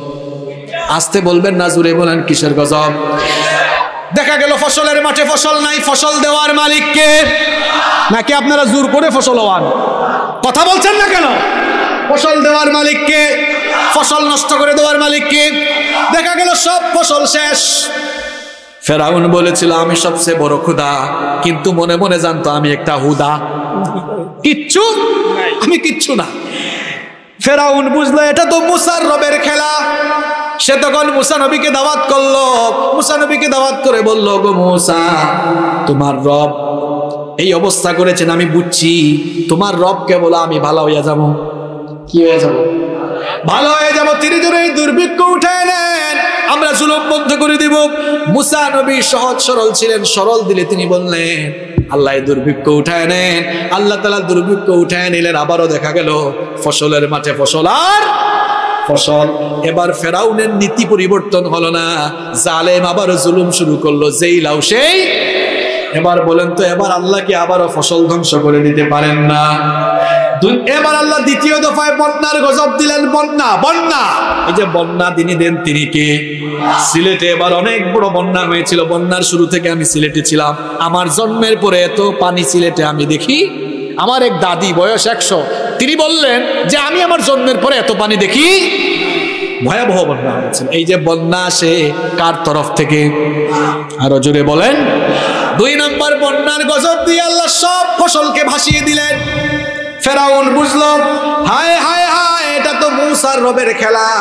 মুসা নবীকে ডাকলো, ডেকে বলল, মুসা তোমার রবকে বলো তিনি যেন এই বন্যার গজব উঠায় নেন, আমি এবার ভালো হয়ে যাবো, এবার আমি ভালো হয়ে। মুসা নবী সরল মনে দোয়া করলেন, কিন্তু দেখা গেল ফেরাউন তার জুলুম থেকে নিবৃত হলো। সে তার জুলুম থেকে নিবৃত হলো না। দেখা গেল আবারও সে জুলুম নির্যাতন শুরু করলো। আল্লাহ তাআলা এবার তার জন্য ওই যে বলছিলাম সিরিজ হয় না, test series, one day series, ফেরাউনের উপরে আর ফেরাউনের বংশের জালেমগুলোর উপরে সিরিজ আকারে একটার পর একটা গজব দিয়েছেন কে? আরো জোরে বলেন, গজব দিয়েছেন কে? 3 নম্বরে আল্লাহ পঙ্গপালের গজব দিলেন। পঙ্গপাল, দেখা গেল ফসলের মাঠের ফসল এসে পঙ্গপাল খেয়ে ফেললো। শুধু তাই নয়, ফার্নিচার, আসবাবপত্র সবকিছু পঙ্গপাল খাওয়া শুরু করলো। মুসা, এবার ফেরাউন তাড়াতাড়ি মুসা নবীরে দাওয়াত দিল। মুসা নবীকে দাওয়াত দিয়ে বলল, মুসা তাড়াতাড়ি তোমার রবকে বলো এই গজব যেন উঠায় নেন, আমি এবার ভালো হব। এবার আমি কি হব? মুসা নবী দোয়া করলেন, এই গজব আল্লাহ তুলে নিলেন, কিন্তু এই জালেম তার জুলুম থেকে ফিরে আসলো না। আমার আল্লাহর দয়া কত দেখেন, আল্লাহ চূড়ান্ত গজব দিয়ে ধ্বংস করার আগে ছোট ছোট গজব পাঠান। যখন সে তার নীতিতে অটল রইল, 4 নম্বরে আল্লাহ উকুনের গজব পাঠালেন। চট্টগ্রামে আপনারা উকুনকে কি বলেন? Win, win, win, win. আপনাদের চট্টগ্রামের ভাষা অনেক কঠিন, এটা মাখরাত সহ শিখা লাগবে। খালি আপনার ভাষা নয়, আমরা সিলেটি মাতো যে কঠিন, তা আপনারা বুঝতে না। আপনারা এক অঞ্চলের, আমি আরেক অঞ্চল, তবে আই ওনার বেগুন ভাষা বুঝি আলহামদুলিল্লাহ। বলতে গেলে অসুবিধা হয়, কারণ আমি তো আপনাদের চট্টগ্রাম বিয়া করছি, আমি আপনাদের জামাই তো। আমার ঘরে চট্টগ্রামের মানুষ আছে, তো আই ওনার ব্যাগ ভাষা বুঝি। বলতে গেলে একটু অসুবিধা। তা আমি আপনাদের জামাই ভাই, আপনারা খুশি না বেজান? খুশি নেই? আসলে খুশি নেই, আসলে খুশি। ঠিক আছে, এবার শুনেন, উইন বা হুইন যেটাই বলেন আপনারা, আমরা সিলেট কই উকুইন। কি বলে? এই 2 অঞ্চলের 2 ভাষা। আরে বাপরে বাপ, আমি যখন প্রথম চট্টগ্রামে আসছিলাম, আমি এসে বলি, হায় রে হায়, বাংলাদেশে আসছি না বিদেশে আসছি। আমি সর্বপ্রথম ইসলামী বিশ্ববিদ্যালয়ে ভর্তি হওয়ার জন্য যখন প্রথম আসছিলাম, আমি প্রথমে ট্রেন দিয়ে আসছিলাম, মনে আছে আমার, সেই 2000 মনে হয় 11 সালের শেষে অথবা 12 সাল হবে, যাই হোক। তো বাসের মধ্যে এক চাচা আমাকে বলতেছেন, বাজি গম আসনি? আমাদের সিলেটে তো গমকে আমরা গম বলি। আমি ভাবছি চাচা মনে হয় জিজ্ঞেস করছেন আমার পিঠে ব্যাগ একটা আছে, তো চাচা জিজ্ঞেস করছে তো গম আমার কাছে আছে কিনা। বললাম, চাচা গম নাই ব্যাগে, আমার কাপড় আছে। চাচা বলতেছে, ও বাজি, এটা কোন জায়গা থেকে আসছে রে? আমি বললাম, বাজি আমি সিলেট থেকে আসছি। কোন জায়গা থেকে? তা আপনাদের ভাষা খুব সুন্দর, মাশাআল্লাহ। আপনারা একজন আরেকজনের সাথে দেখা হইলে বলেন, কেন আছো, কম আসনি? আর আমরা কই, কিতাব আইসাব বালা আসেননি। খুব সুন্দর আমাদের ভাষা। আমাদের সিলেটে গেলে আপনাকে বলবে, আউকা বউকা খাউকা চাকুয়া। এই যে আঞ্চলিকতার মধ্যে রহমত আছে না নাই? ওয়ামিন আয়াতিহি খালকুস সামাওয়াতি ওয়াল আরদি ওয়াখতিলাফু আলওয়ানিকুম ওয়া আলসিনাতিকুম। আল্লাহ বলছেন, আসমান জমিন সৃষ্টি, ভাষা আর বর্ণের বৈচিত্র্যতার মধ্যে যার কুদরত বোঝা যায়, বলেন তিনি কে? কেমনে কুদরত বোঝা যায়? আমারও ঠোঁট আছে, আপনাদেরও ঠোঁট আছে, আমারও দাঁত আছে, আপনাদেরও দাঁত আছে, আমার জিহ্বা আছে, আপনাদেরও জিহ্বা আছে। তার মানে কথা বলার যন্ত্রপাতি এক, ভাষা। আপনারা বলেন, বাজি গমাসনি কেন স্যার? আমি কই, ভাই সব পালান। যন্ত্রপাতি এক, ভাষা কুদরতটা কার? কারিগরি কার? উকুনের গজব মনে আছে তো? কোন কিচ্ছাইছিলাম নাকি? আপনাদেরকে এদিক ওদিক নিয়ে গেলে কিচ্ছা ভুলে যান নাকি আপনারা? মাশাআল্লাহ, না না, ভুলবে কেমনে? ভুললে মাছ লজ্জা পাবে। কারণ চট্টগ্রামে, এই কক্সবাজারে যে তাজা তাজা মাছ আপনারা খান, এত তাজা তাজা মাছ খাইয়া যদি স্মরণ শক্তি দুর্বল থাকে, সমুদ্রের মাছকে বলা হয় মহা ঔষধ। পুষ্টিবিজ্ঞানীরা বলেছেন এটা মহা ঔষধ। তো এই তাজা তাজা আয়োডিন যুক্ত মাছ খেয়ে যদি স্মৃতিশক্তি দুর্বল হয়, তাহলে কুরাল মাছ আর চিংড়ি মাছ লজ্জা পাবে। এগুলা নিয়ে খাবার খাইয়া দেয়া। আলহামদুলিল্লাহ পড়েন। এই নিয়ামত গুলো কার? আরো জোরে বলেন, কার? উকুনের গজব, উকুনের কাজ কি? ও মাথায় চুলকানো, কামরা কামড়ি, উকুনের কাজ কি? এখন উকুন তো মাথায় হয়। ফেরাউন আর ফেরাউনের বংশের জালেমদের উপরে আল্লাহ লক্ষ লক্ষ কোটি কোটি উকুন পাঠালেন। শুধু মাথায় না, পা থেকে মাথা পর্যন্ত কামড়া। এখন খালি বুঝছেন তো কারবার, গোটা শরীরে উকুন আর উকুন কামড়ায়। এখন ফেরাউনের শরীরে উকুনে কামড়ায়। ফেরাউন নিজেরে বলছে, খুদা এখন উকুন থেকে নিজেরে বাঁচাইতে পারে। ফেরাউন বলল, মুসা তোমার রবকে বলো ইউকুনের গজব যেন উঠায় দেন, তাহলে আমি ভালো হয়ে যাব। মুসা নবী দোয়া করলেন, এই গজব আল্লাহ উঠালেন, সে ভালো হলো না। 6 নম্বরে আল্লাহ রক্তের গজব পাঠালেন। যে এই যে আমার হাতে এটা কি চা না, এটা কি কাপ, এটা কি চা? সে আপনারা দেখে ফেলছেন না? হায় হায় হায় হায় হায়, তীক্ষ্ণ দৃষ্টি সম্পন্ন মানুষ আপনার। যাই হোক, কাপ কিংবা এই গ্লাস, তখন গ্লাসের মধ্যে পানি নেই, রক্ত হয়ে যায়, রক্তের গজব আসলো। ফেরাউন বুঝলো এটা মুসার রবের খেলা, মুসা নবীকে ডাকলো, বললো দোয়া করো ভালো হয়ে যাব। এবারও ভালো হলো না। এরপরে আল্লাহ তাআলা মহামারী পাঠালেন। মহামারী পাঠান কে? বেশ কিছু রওয়ায়াতে আমি পড়েছি হাজার হাজার জালেম এই মহামারীতে মারা গিয়েছে, কিন্তু বনি ইসরাইলের ঈমানদারদেরকে বাঁচায় দিয়েছেন কে? কুরআন থেকে আলোচনা শুনেও কি হেদায়েতে আসবেন না আপনি? এই যে দেখেন, বলছি গজব দুর্ভিক্ষ একটার পর একটা আসতেছে, কিন্তু মুসা নবীর উম্মতরে বাঁচাইতেছে কে? জোরে বলেন, বাঁচাইতেছে কে? এজন্য বারবার বলছি 23 সালের দুর্ভিক্ষ আমাদেরকে স্পর্শ করবে না। আল্লাহ খাওয়াবেন, রিজিক দিবেন, জুলুম ছাড়েন, গুনাহ ছাড়েন, আল্লাহমুখী হন, বাঁচায় দিবেন কে? কুরআন থেকে কিচ্ছা শোনাচ্ছে, বিশ্বাস হয় না আপনাদের? মহামারীর মতো গজব আসলো। ফেরাউন দেখলো, হায় হায় হায়, লাশ আর লাশ। মুসা নবীকে দাওয়াত করে বলল, মুসা এবার আমি বালা হইয়া যাবো, আর আমি আগের মতো এই কাম করব। তুমি তোমার রবকে বলো এই গজব যেন উঠায় নেন। রব্বুল আলামিন এই গজব উঠায় নিলেন, কিন্তু ফেরাউন এবার জুলুম আরো বাড়িয়ে দিল, ইবাদত গৃহগুলোকে ধ্বংস করে দিতে লাগলো।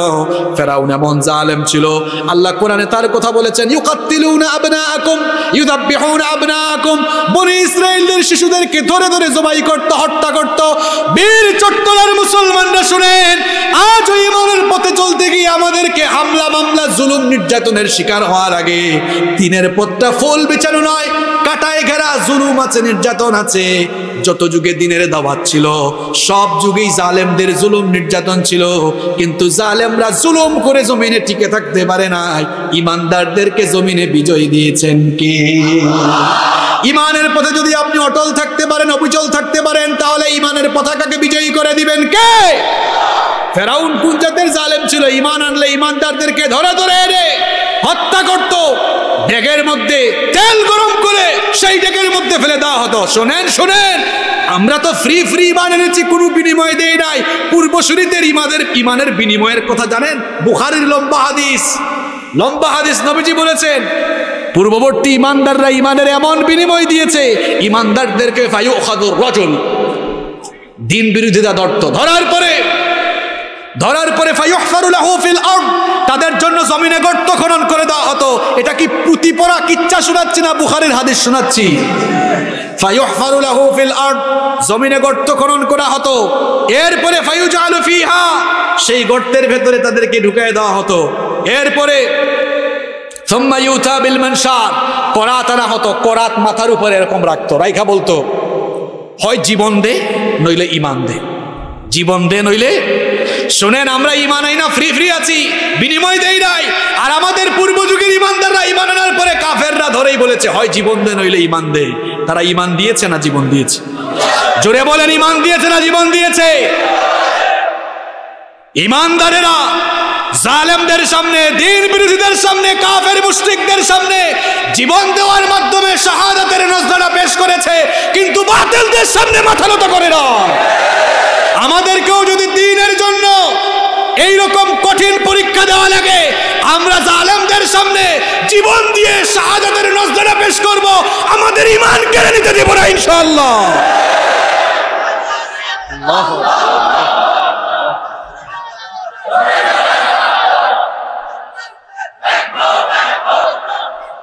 আল্লাহ কবুল করেন, বলেন আমিন। আরো জোরে বলেন আমিন। ফেরাউনের এত জুলুম, মুসা নবী বলেন, আল্লাহ আমার উম্মতরে এর থেকে বাঁচাও। শোনেন শোনেন, আল্লাহ ধরে না, যখন ধরে আল্লাহ বললেন, নবী মুসা তুমি তোমার উম্মতকে নিয়ে মিশরে ছেড়ে চলে যাও, আদেশটা কার? মুসা নবী এবার তার উম্মতদেরকে নিয়ে মিশরে ছেড়ে রওনা হয়েছেন। এই খবর যখন ফেরাউনের কানে চলে গেল, ফেরাউন তার সেনাবাহিনীকে অর্ডার করলো। ফেরাউন তার সেনাবাহিনীকে বলল, এক্ষুনি প্রস্তুতি দাও, মুসা এবং তার উম্মতদেরকে আজ কচু কাটা করব। পেছন থেকে তারা যখন অনুসরণ শুরু করলো, মুসা নবী পথ চলতে চলতে ভোরবেলা সকালবেলা লোহিত সাগরের সামনে পৌঁছালেন। মুসা নবীর উম্মত তখন দেখলো সামনে লোহিত সাগর, হায় হায় এই সাগর তারা পাস হবে কেমনে, এই পেরেশানি শুরু হলো। হঠাৎ করে তারা পেছন ফিরে তাকিয়ে দেখলো পেছনে যার বাহিনী দেখা যায় নাম কি? আরো জোরে মনোযোগ আছে তো, মনোযোগ আছে। পেছনে তাকায় দেখে ফেরাউনের বাহিনী। কয় নবী মুসা কোথায় নিয়ে এসেছো? সামনে গেলেও বিপদ, সামনে গেলেও মৃত্যু, পেছনে গেলেও মৃত্যু। সামনে লোহিত সাগর, পেছনে ফেরাউনের বাহিনী। আজ আমাদেরকে বাঁচাবে কে? বাঁচাবে কে? মুসা নবী বললেন বেসবরের দল শোনো, এতটা হতাশ হয়ে না। আমরা এখানে এসেছি আমার ইচ্ছায় নয়, যার সিদ্ধান্তে যার হুকুমে এসেছি। আওয়াজ করে বলেন তিনি কে? তিনি বললেন যেহেতু আল্লাহর সিদ্ধান্তে এসেছি, কাল্লা ইন্না মাইয়া রাব্বি সায়াহদিন, আমরা একা নই, আমাদের সাথে পরাক্রমশালী সর্বশক্তিমান আল্লাহ রয়েছেন, তিনি আমাদেরকে পথ দেখাবেন। রাস্তা শেষে দেখায় দিয়েছেন কি? আল্লাহ বললেন নবী মুসা তোমার তাওয়াক্কুল, আমার উপর নির্ভরশীলতা আমার এত পছন্দ হয়েছে, তুমি এক কাজ করো, তোমার হাতে যে জিনিসটা দেখা যায় জিনিসটার নাম কি? মুসা নবী বললেন লাঠি। আল্লাহ বললেন লাঠি দিয়ে আঘাত করো। লাঠি দিয়ে যখন আঘাত করলেন সাগরের মাঝখান দিয়ে রাস্তা বানায় দিলেন কি? পানি গুলাম কার? হুকুম মানে কার? সাগরের পানি দুই ভাগ হয়ে গেল, রাস্তা হয়ে গেল। সবাই এবার লাঠির কারিশমা দেখলো, আল্লাহর কুদরত দেখলো। মুসা নবী বললেন তার উম্মতদেরকে বললেন চলো চলো রাস্তা পাস হও। সবাই যখন রাস্তা পাস হওয়া শুরু করছে, পেছন থেকে ফেরাউন আসতেছে। ফেরাউন তার বাহিনী নিয়ে এসে দেখে হায় হায় হায় হায় হায়, সাগরের মাঝখান দিয়ে রাস্তা। এটা সাধারণ কথা না, অসাধারণ বিষয়। একটু পার্ট নিছে, এতে একটু পার্ট নিয়ে দেখছো আজ আমি ফেরাউন ক্ষুধার বয়ে সাগরের মাঝখান দিয়ে রাস্তা হয়েছে। কি জাতের পার্ট নিছে? আর আল্লাহ বলতেছেন রাখ, একটু পরে তোরে মজা। সে বলল দাঁড়ায় আসো কোনো মার্চ অন দ্য স্ট্রিট, চলো রাস্তা চলো, তাড়াতাড়ি ধরো। মুসা আর তার উম্মতকে ধরো। ফেরাউন তার বাহিনী নিয়ে নামল। আল্লাহ বলেন একটু সামনে আয়। এরপরে মজাটা, এরপরে খেলা হবে। কি হবে? আমরা মাঝে মাঝে খেলা হওয়ার কথা বলি, আল্লাহর খেলাটা বড় সাংঘাতিক। আল্লাহ যখন ধরে তখন ছাড়ে না। মুসা নবী তার উম্মত নিয়ে ওই পারে চলে গেছেন। উম্মত পেছনে তাকায় দেখে হায় হায় হায় হায়, ফেরাউন ও তার বাহিনী নিয়ে আসতেছে। তখন মুসা নবীর উম্মত বলে মুসা দেখো ফেরাউন আমাদের কাছাকাছি, আমাদের কাছাকাছি, সেও চলে আসতেছে। মুসা নবী বললেন তোমরা সবাই আগে উঠে যাও, এরপরে আল্লাহর কুদরতটা দেখো। আজ আল্লাহর কুদরত দেখো। সবাই যখন উঠে গেল, ঘটনাটা কি ঘটলো? সূরা ইউনূসে আল্লাহ তাআলা বলেছেন ওয়াজাওয়াজনা বিবানি ইসরাঈলাল বাহরা ফাআতবাআহুম ফিরআউনু ওয়া জুনুদুহু বাগায়াও ওয়া আদওয়া। আল্লাহ তাআলা বলছেন আর আমি বনি ইসরাইলকে সাগর পাস করে দিয়েছিলাম। ফেরাউন এবং তার বাহিনী তাদেরকে অনুসরণ করেছিল। অনুসরণ করে করে তারাও যখন সাগরের মাঝখান দিয়ে সেই রাস্তায় পথ চলা শুরু করলো, আমি তখন কি করলাম শোনো।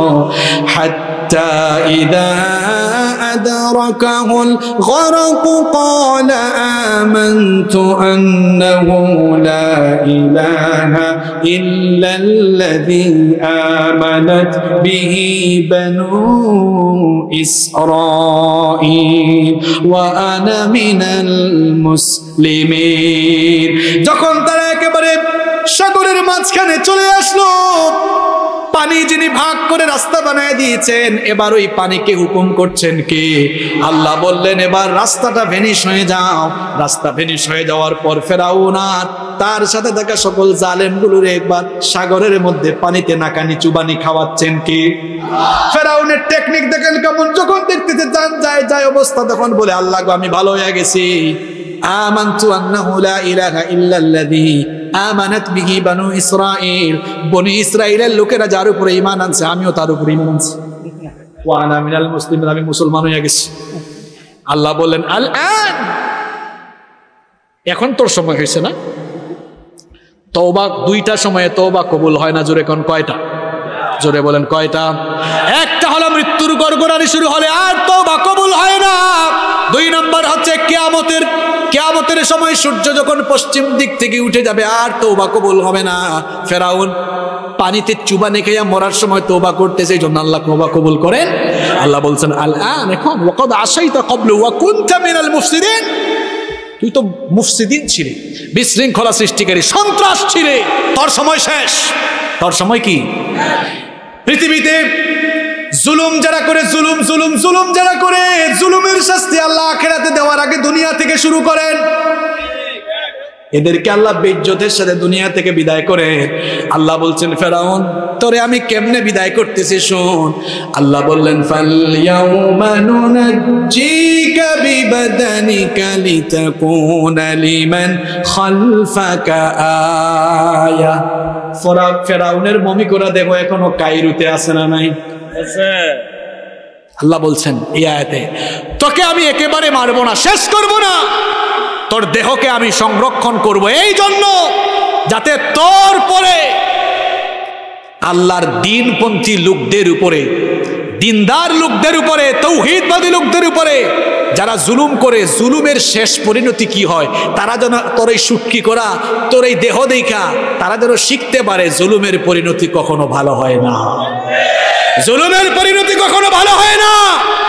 জুলুম করতে করতে যখন সীমা ছাড়িয়ে যায় আর যখন আল্লাহর অ্যাকশনের টাইম চলে আসে, আল্লাহ যখন ধরবেন বেইজ্জত করে আল্লাহ দুনিয়া থেকে বিদায় করে দিবেন। এই জন্য নবীজি বলেছেন ইত্তাকুজ জুলম, জুলম থেকে বেঁচে থাকো, জুলমের ব্যাপারে সাবধান হও, জুলুম করো না। ফা ইন্নাজ জুলমা যুলুমাতুন ইয়াউমাল কিয়ামাহ, কারণ হচ্ছে জুলুমের পরিণতি কিয়ামতের দিন বড় অন্ধকার হবে, ভয়াবহ হবে। আল্লাহর নবী আরো বলেছেন মজলুমের দোয়া থেকে তোমরা বেঁচে থাকো। ইত্তাকি দাওয়াতাল মাজলুম, মজলুমের দোয়ার ব্যাপারে সাবধান হও। লা হিজাবা বাইনাহুমা, আল্লাহ আর মজলুমের মাঝখানে কোনো হিজাব থাকে। এই যে সামনের দুর্ভিক্ষ থেকে বাঁচার জন্য সকল পর্যায়ের জুলুম বন্ধ করে দেওয়ার দরকার আছে না নাই? সব জুলুম বন্ধ করে দিতে হবে। আর যে কারণে দুর্ভিক্ষ আসে, গজব আসে, গজব মাঝে মাঝে আসে আমাদের পাপের জন্য। এই জন্য আল্লাহ বলেছেন যাহারাল ফাসাদু ফিল বাররি ওয়াল বাহরি বিমা কাসাবাত আইদিন নাস, স্থলে জলে যত বিপদ মানুষের কাছে আসে সব মানুষের দুই হাতের কামাই করা, ঠিক কিনা? এজন্য গুনাহ ছাড়তে হবে, পাপ ছেড়ে দিতে হবে, ইস্তেগফার করতে হবে। ইস্তেগফার করে গুনাহ থেকে যদি আমরা ফিরে আসি, আল্লাহ যে আমাদেরকে বাঁচাবেন। একটা হাদিস শোনায়, আল্লাহর নবী বলেছেন বাল্লাজিমাল ইস্তেগফার, যারা ইস্তেগফারের সাথে লেগে থাকে, ইস্তেগফার মুখী যারা হয়ে যায়, জাআলাল্লাহু মিন কুল্লি দিকিম মাখরাজা, আল্লাহ তাদের সকল সংকীর্ণতা, সকল বিপদ আপদ দূর করে দেন। শুধু তাই নয়, ওয়ারাযাকাহু মিন হাইথু লা ইয়াহতাসিব, তার কল্পনাতীত উৎস থেকে রিজিক দান করেন। কি রিজিকের কোনো অভাব হবে না। ওমিন কুল্লি হাম্মিন ফারাজা, সকল টেনশন, সকল দুশ্চিন্তা থেকে হেফাজত করবেন। কি এই জন্য দুর্ভিক্ষ যে আসতেছে, গজব থেকে বাঁচার জন্য, দুর্ভিক্ষ থেকে বাঁচার জন্য ইস্তেগফার করার দরকার আছে না নাই?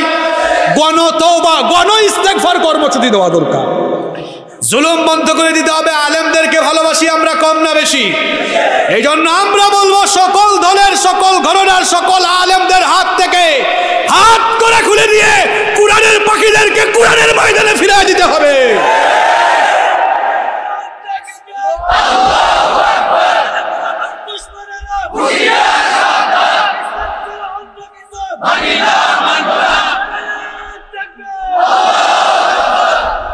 আলেমদেরকে ছেড়ে দেন, আলেমদেরকে আলেমদের কাজ করতে দেন। এই দেশ মসজিদের দেশ, এই দেশ মাদ্রাসার দেশ।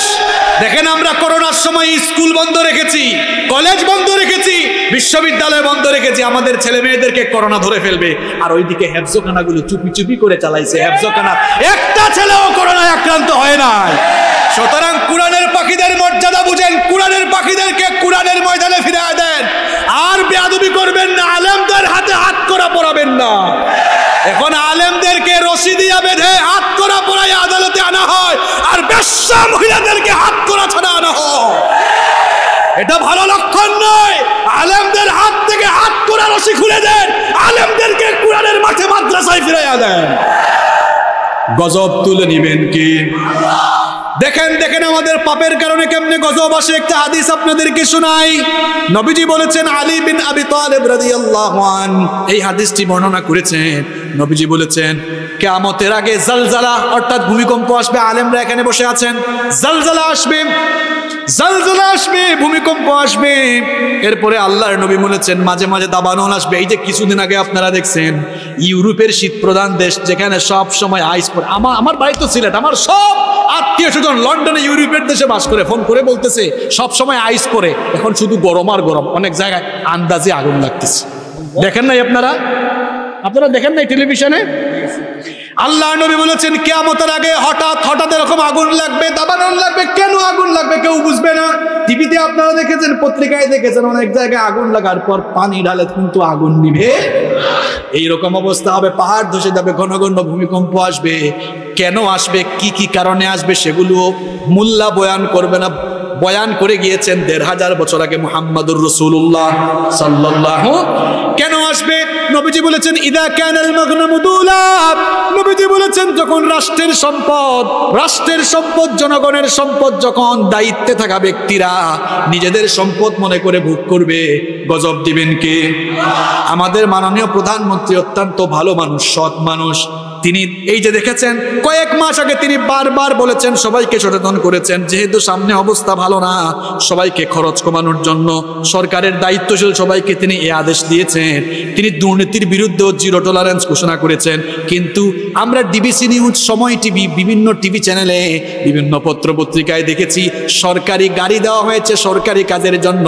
প্রধানমন্ত্রীর নির্দেশ আসার পরেও কিছু আমলারা দেখা গিয়েছে সরকারের গাড়ি বাজার করার কাজে, তাদের সন্তানদের স্কুলে যাওয়া আসার কাজে লাগাই আছে। রাষ্ট্রের সম্পদ, জনগণের সম্পদকে যখন নিজের সম্পদ মনে করে ব্যবহার করা হবে, গজব দিবেন কে? রাষ্ট্রের সম্পদ, জনগণের সম্পদ মনে করে ভোগ করলে এইরকম গজব আসবে। আহারে, আগের সময়ের শাসকরা কেমন ছিলেন, তাকওয়া আর পরহেজগারিতা তাদের মধ্যে কেমন ছিল। সাইয়েদনা ওমর রাদিয়াল্লাহু আনহুর কথা আমার মনে পড়ে গেল। তিনি এই দুনিয়ার অর্ধেক শাসন করেছেন, অর্ধ পৃথিবীর শাসন করতেছিলেন। ভেতরে পরহেজগারিতা কেমন ছিল, আখিরাতের ভয়, জবাবদিহিতা কেমন ছিল শুনেন। একদিন ওমর রাদিয়াল্লাহু আনহু ঘরের মধ্যে মোমবাতি জ্বালিয়ে কাজ করছেন। সেই যুগে কি এইরকম ইলেকট্রিক্যাল লাইট ছিল নাকি? আরো জুড়ে বলে। ঘরের মধ্যে মোমবাতি জ্বালিয়ে কাজ করছেন। হঠাৎ করে তার কিছু আত্মীয় স্বজন দেখা করতে এসে দরজায় নক করলেন। তিনি দেখলেন আমার আত্মীয় স্বজন, বলেন দাঁড়াও দাঁড়াও। দরজায় আটকায় দিলেন। সামনে থাকা মোমবাতিতে ফু মারলেন, নিভাইয়া দিলেন। আরেকটা মোমবাতি জ্বালালেন। এরপরে বললেন আসো। এরা ভেতরে ঢুকেই বলল, আমিরুল মুমিনিন, আপনার সামনেই তো মোমবাতিতে আগুন জ্বালানো ছিল, কি কারণে সেটা নিভাইয়া দিয়া নতুন আরেকটা মোমবাতিতে আগুন জ্বালালেন? তিনি তখন বললেন, শোনো শোনো, তোমরা আসার আগ পর্যন্ত রাষ্ট্রের টাকায়, জনগণের টাকায় কেনা মোমবাতির আলো জ্বালিয়ে জনগণের রাষ্ট্রের কাজ, অফিসিয়াল কাজ করছিলাম। যখনই তোমরা দরজায় এসে অনুমতি চাইলে মনে মনে ভাবলাম তোমরা তো আমার আত্মীয় স্বজন, হয়তো ব্যক্তিগত কথা বলার জন্য এসেছো। মনের মধ্যে এই চিন্তা আসলো, মাথায় এই চিন্তা চলে আসলো, আমি যদি রাষ্ট্রের টাকায়, জনগণের টাকায় কেনা মোমবাতির আলো জ্বালিয়ে তোমাদের সঙ্গে ব্যক্তিগত কথা বলি, রাষ্ট্রের আমানতের খেয়ানত হবে, জনগণের সম্পদ নষ্ট হবে, আল্লাহর কাছে জবাব দেওয়া লাগবে। এই জন্য জনগণের টাকায়, রাষ্ট্রের টাকায় কেনা মোমবাতির আলো ফু দিয়া, নিভায় দিয়া, নিজের টাকায় কেনা মোমবাতির আলো জ্বালিয়ে তোমাদের সঙ্গে ব্যক্তিগত কথা বলছি। এই রকম শাসক যদি আমাদের সব জায়গায় থাকে, রহমত আর বরকত আসবে কার পক্ষ থেকে? প্রেসিডেন্টের অবস্থায় আর আমার দেশে মেম্বার আর চেয়ারম্যান হইলেই হইছে। আমরা তো খাটের নিচে জুতা রাখি, কিছু ছেঁচড়া চোর খাটের নিচে জনগণের তেল লুকায়া রাখে। এই জন্য আল্লাহওয়ালা, নামাজি, দাড়িওয়ালা, আল্লাহওয়ালা, নামাজি, ইমানদার, মুখলেস, তাকওয়াবান, পরহেজগার মানুষদেরকে নেতা বানানো লাগবে। ইমানদারদের সমাজ হবে এমন, মসজিদের ইমাম হবে যেমন, মসজিদের ইমাম হবেন যিনি নামাজের ইমাম হবেন। আল্লাহর নবীর সময়ে মসজিদে নববীর খতিব ছিলেন, ইমাম ছিলেন আমার নবী, আর মদিনা চালানোর দায়িত্ব আল্লাহর নবী আরেকজনকে দিয়েছেন। হ্যাঁ, আসতে বললেন কেন? আরো জুড়ে বলেন। নবীজির সময় মসজিদের ইমাম নবীজি, মদিনা রাষ্ট্রের ইমামও হলেন নবীজির পরে খোলাফায়ে রাশেদার আমলে আবু বকর মসজিদের ইমাম, আর খেলাফতের দায়িত্ব আরেকজনের হাতে। এরপরে ওমর রাদিয়াল্লাহু আনহু অর্ধ পৃথিবী শাসন করলেন, মসজিদও চালালেন, রাষ্ট্র। এরপরে ওসমান বিন আফফান রাদিয়াল্লাহু আনহু জিন্নুরাইন ছিলেন, নবীজির 2 মেয়ে বিয়ে করেছিলেন, তিনিও ইমামতি চালালেন। এরপরে তিনি আবার রাষ্ট্র চালালেন। এরপরে শেরে খুদা আলী কাররামাল্লাহু ওয়াজহাহু তিনিও ইমামতি চালালেন, রাষ্ট্র চালালেন। তাহলে বোঝা গেল নবীজি এবং সাহাবীদের সময়ে ইমামতি আর সমাজ রাষ্ট্র পরিচালনা এটা ছিল আল্লাহওয়ালা মানুষের কাজ। আর এখন মসজিদের ইমাম হুজুর, সমাজের ইমাম খেজুর। কথা বুঝেন নাই? এখন মসজিদের ইমাম হুজুর, সমাজের ইমাম খেজুর। আল্লাহর কসম, এটা আল্লাহ আর রাসূলুল্লাহর ইসলাম নয়, এটা হলো আমাদের বানানো মডার্ন ইসলাম।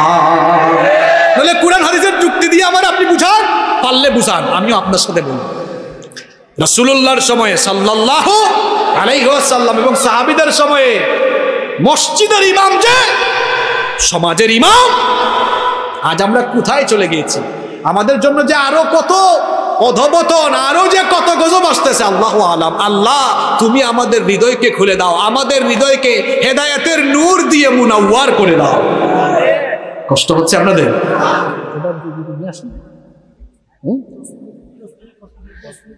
কষ্ট হচ্ছে আপনাদের? এখনো তো আসল কথা আপনারা শুনবেন ইনশাআল্লাহ। আমরা আর কি বলবো? আল্লামা তারেক মনোয়ার হাফেজাহুল্লাহ, আমরা ছোটবেলা থেকেই ওনার ওয়াজ শুনছি। আসলে তিনি আসবেন, তিনি কথা বলবেন, উনি আসার আগ পর্যন্ত কি কষ্ট হচ্ছে না তো আপনাদের? তাহলে বলছিলাম কেন গজব আসে? 1500 বছর আগে নবীজি বলেছেন, ইদা কানাল মাগনামু দুলার, যখন রাষ্ট্রের সম্পদ জনগণের সম্পদ মনে করে ভোগ করা হবে, গজব দিবেন কে? 2 নম্বরে নবীজি বলেছেন, ওয়াল আমানাতু মাগরামা, যখন চতুর্দিকে আমানতের খেয়ানত শুরু হয়ে যাবে, গজব দিবেন কে? এখন আমানতের খেয়ানত হয় কেমনে শুনেন। একবার সাহাবীরা নবীজিকে বললেন, মাতাসসাআহ, ওগো আল্লাহর নবী কিয়ামত কখন হবে?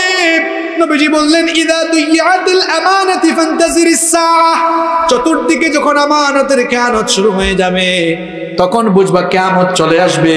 সাহাবীরা তখন বললেন, ওয়া কাইফা ইদাআতুহা ইয়া রাসূলুল্লাহ, সবাই পড়েন সাল্লাল্লাহু আলাইহি ওয়াসাল্লাম। নবীজিকে সাহাবীরা বললেন, ওগো আল্লাহর রাসূল, আমানতের খেয়ানত হবে কেমনে? নবীজি সাহাবীদেরকে বুঝাই দিলেন, আপনারাও শুনেন।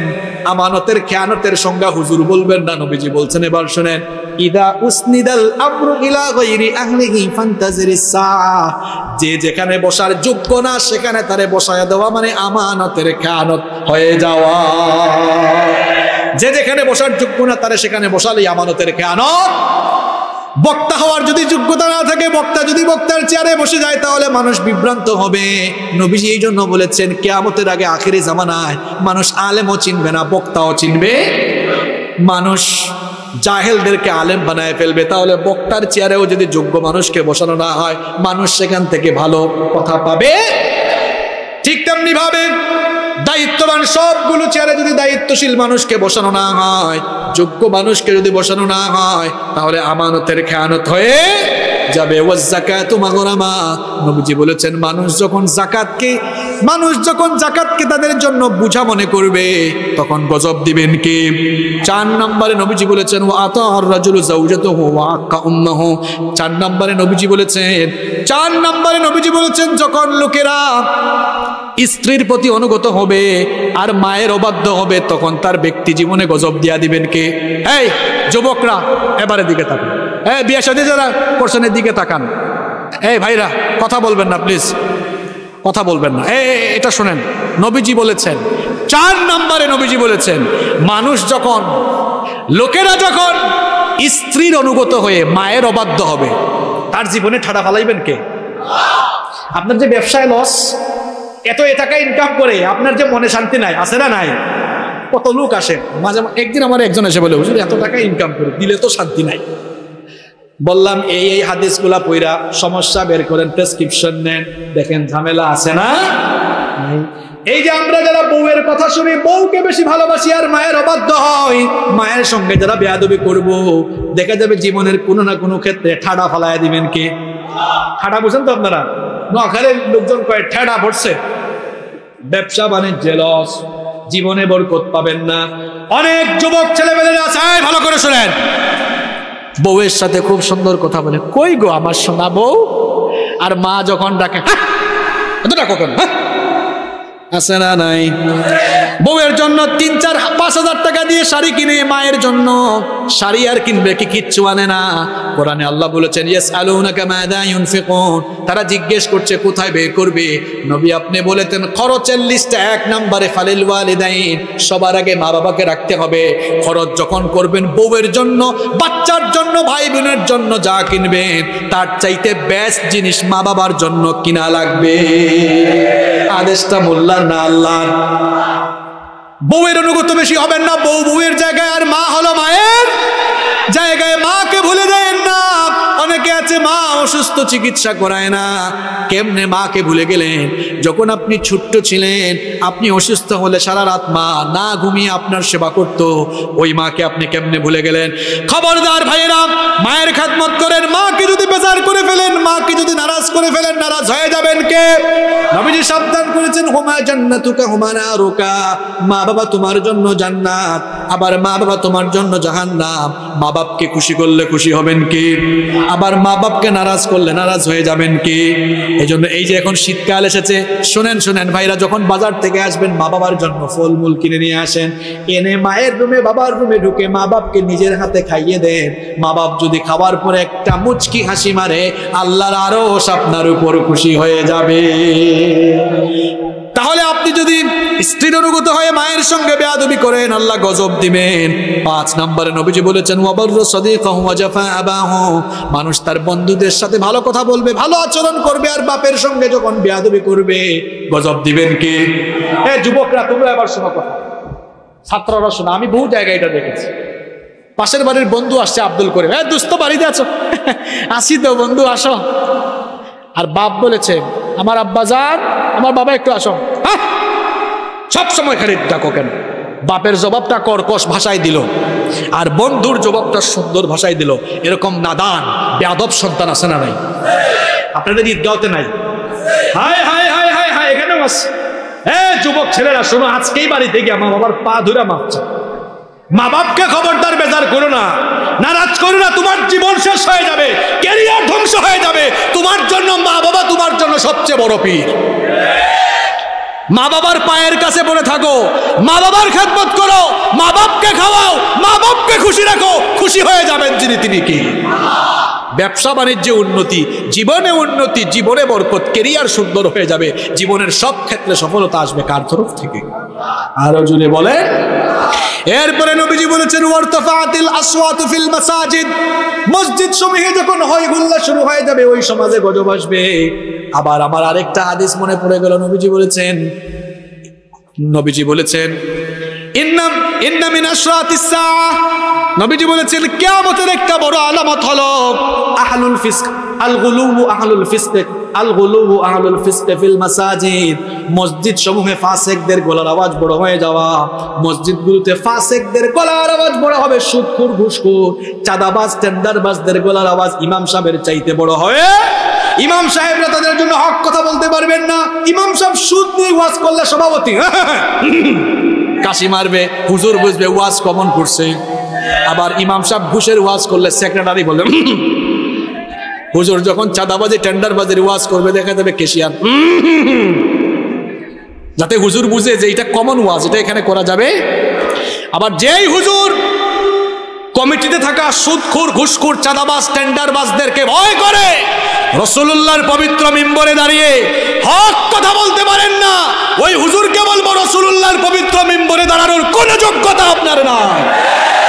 আপনি এই মিম্বর ছেড়ে দিয়ে মাটি কেটে ভাত খান, সেটা আপনার জন্য সম্মানের হবে। আর যদি সেই মিম্বরে দাঁড়িয়ে কোরআন সুন্নাহর কথা বলেন, তাহলে আপনাকে সুদখোর, ঘুষখোর, চাঁদাবাজ, টেন্ডারবাজদেরকে পরোয়া না করে কোরআন হাদিসের মহাসত্য কথাগুলো বলতেই হবে। নবীজি বলেছেন গজব কখন আসবে শোনো, যখন মসজিদগুলোতে ফাসিকদের গলার আওয়াজ বড় হয়ে যাবে। এখন আমাদের দেশে হুজুররা হলো সব চাইতে অবহেলিত প্রাণী। মসজিদে ঢুকলে দেখা যাবে দাড়ি নাই, মুছ নাই, হেই লোক ঢুকে ইমাম সাহেবরে ধমক দেয়, হ্যাঁ ইমাম সাহেব কি করে। আমি একদিন এক মসজিদে ঢুকছি, ঢুকার পরে দেখি এক লোক ঢুকছে খুব ভাবসাব নিয়ে, হাই মুয়াজ্জিন সাহেব, ভাই মনে করো এখানে আমি তার কাছে ডাকলাম, প্রথমে কাঁদা হলো কেন? আমি তার কাছে রাখলাম, বললাম এখানে ময়লা, এটা ফালানোর দায়িত্ব কি আপনার ছিল না? বলেন তো মসজিদ ঝাড়ু দেওয়া এটা কি খারাপ কাজ নাকি, মানহানিকর কাজ নাকি? আসতে বলতেছেন কেন? বাপ বেটা আমাদের জাতির পিতা ইব্রাহিম আলাইহিস সালাম তার ছেলে ইসমাঈল আলাইহিস সালামকে নিয়ে কাবা ঘর যখন নির্মাণ করলেন, আল্লাহ তাআলা আদেশ দিলেন ওয়াতাহিরা বাইতিয়া লিত-তাইফিনা ওয়াল আকিফিনা ওয়ার রুকআইস সুজুদ। বাপ নবী, ছেলেও নবী, বাপ বেটা দুজনকে আল্লাহ বললেন এবার আমার ঘরকে পবিত্র করো। কোন তাফসীরে এসেছে এর মানে হলো আল্লাহ বলেছেন ঝাড়ু দাও, পরিষ্কার করো। বাপ বেটা কি বলছেন? আমরা বাপ বেটা নবী, আমরা কেন দিব, আমার উম্মতরা দিব। কথা কন না কেন? এটা বলেছে বাপ বেটা দুজনেই মসজিদ পরিষ্কার করেছেন। সুতরাং মসজিদ পরিষ্কার করা এটা নবীওয়ালা কাজ, এটা ভালো কাজ, উত্তম কাজ, ঠিক কিনা? ইমাম আর মুয়াজ্জিন কেন ঝাড়ু দিবে? সভাপতির ঘরের সভাপতি, সেক্রেটারির ঘরের সেক্রেটারি ময়লা দেখলে ইমাম দেখার আগে আপনাকেই সেই ময়লা ফেলতে হবে। আমার বাবার কথা আমি বলি, আমার বাবা আমার এলাকায় নিজে জায়গা দিয়ে বড় একটা মসজিদ নির্মাণ করেছেন, আলহামদুলিল্লাহ। তিনি নিজে মসজিদের প্রতিষ্ঠাতা। আমি ছোটবেলা বাবার সঙ্গে হাত ধরে ধরে মসজিদে যেতাম। আব্বা একটা ঝাড়ু বানাইছেন, এই ঝাড়ু বানাই আব্বা মসজিদের প্রতিষ্ঠাতা, মসজিদের সভাপতি। আমার এলাকায় আমার বাপ দাদাদের নাম সবাই জানে, আলহামদুলিল্লাহ। আমার বাপ মসজিদের সভাপতি, মসজিদের প্রতিষ্ঠাতা, জায়গাও দিয়েছেন, মসজিদটা নিজে বানাইলেন। একটা ঝাড়ু বানাইছেন, বানাইয়া কেউরে ঝাড়ু দিতে দেন না। আমার বাবার এই ভালো কাজটা আমি নিজের চোখে দেখেছি। আমার বাবা দুনিয়া থেকে চলে গিয়েছেন, আল্লাহ তাকে মাফ করে দিন, আল্লাহ তার কবরটাকে জান্নাতের বাগান বানায় দেন। এই আমলের জন্য আল্লাহ আমার বাবাকে মাফ করে দেন। নিজের চোখে দেখেছি আমার বাবা প্রতিদিন ফজরের নামাজের পরে মসজিদ একা একা পুরা মসজিদ ঝাড়ু দিয়েছে। যখনই গ্রামের কেউ এলাকার কেউ গিয়েছে যে সভাপতি সাহেব আপনি কেন ঝাড়ু দেন, আমরা তো আছি, আমরা দিব না, আমার বাবা বলেছেন খবরদার এই ভালো কাজ থেকে আমারে বঞ্চিত করো না, কারণ কিয়ামতে আমার ভালো কোনো আমল না থাকতে পারে। আমি মসজিদ ঝাড়ু দিয়েছি, মসজিদ ঝাড়ুদার হিসাবে আল্লাহ যদি মাফ করেন, এটাই আমার জীবনের সবচেয়ে বড় পাওয়া। আমি নিজের চোখে আমার বাবার এই আমল দেখেছি। বাড়িতে আমার আম্মার সাথে, আমার ভাই বোনদের সাথে বাবা মাঝে মাঝে বদানুবাদে লিপ্ত হয়ে যেতেন। আব্বার ঝাড়ুটা আব্বা মসজিদে রাখতেন না, ঝাড়ু দিয়ে ওইটা আবার নিয়ে আসতেন, ঘরের এক কোনায় রাখতেন। কেউ ওইটা হাত দিছে তো আব্বা বলতেন এটাতে হাত দিছে কেন, এটা দিয়ে শুধু মসজিদ আমি ঝাড়ু দিই। তো এই কথাটা বললাম কেন? আপনাদেরকে ইন্সপায়ার, আপনাদেরকে উৎসাহিত করার জন্য। মাঝে মাঝে মসজিদ পরিষ্কারের সুযোগ হলে এই মহান কাজে আমরাও শামিল হব ইনশাআল্লাহ। এরপরে নবীজি বলেছেন ওয়াকানা যাইমুল কওমি আরযালাহুম, নিকৃষ্ট লোকেরা যখন সমাজের নেতা হয়ে যাবে তখন তোমাদের উপরে মুসিবত চলে আসবে। এখন দেখবেন আল্লাহওয়ালা দিনদার নামাজি মানুষগুলোকে আমরা নেতা বানাই না, চোর ডাকাত সন্ত্রাসগুলো আমাদের মাথার উপর বসে আছে। এইরকম হলে গজব আসবে কার তরফ থেকে? দুর্ভিক্ষ আসবে কার তরফ থেকে? আসতে বলবেন না, জোরে বলেন কার তরফ থেকে? আল্লাহ নবী আরো বলেছেন ওয়া উকরিমার রাজুলু মাখাফাতা শাররিহি, যখন মানুষকে ভয় করে সম্মান করা হবে তখনও গজব আসবে। ওয়াশুরিবাতিল খুরুমত ওয়াশুরিবাতিল খুমুর, মদ পানকে যখন হালাল মনে করা হবে তখন গজব আসবে। এদিকে তাকান, আপনারা তো দেখতে পারবেন না, অনেক প্রোটেকশন দিয়ে নিয়ে আসা হচ্ছে। আমাদের মাহফিলের প্রধান মেহমান ইনশাআল্লাহ কিছুক্ষণের মধ্যে আমাদের প্যান্ডেলে এসে হাজির হবেন। বলেন ইনশাআল্লাহ, বলেন ইনশাআল্লাহ।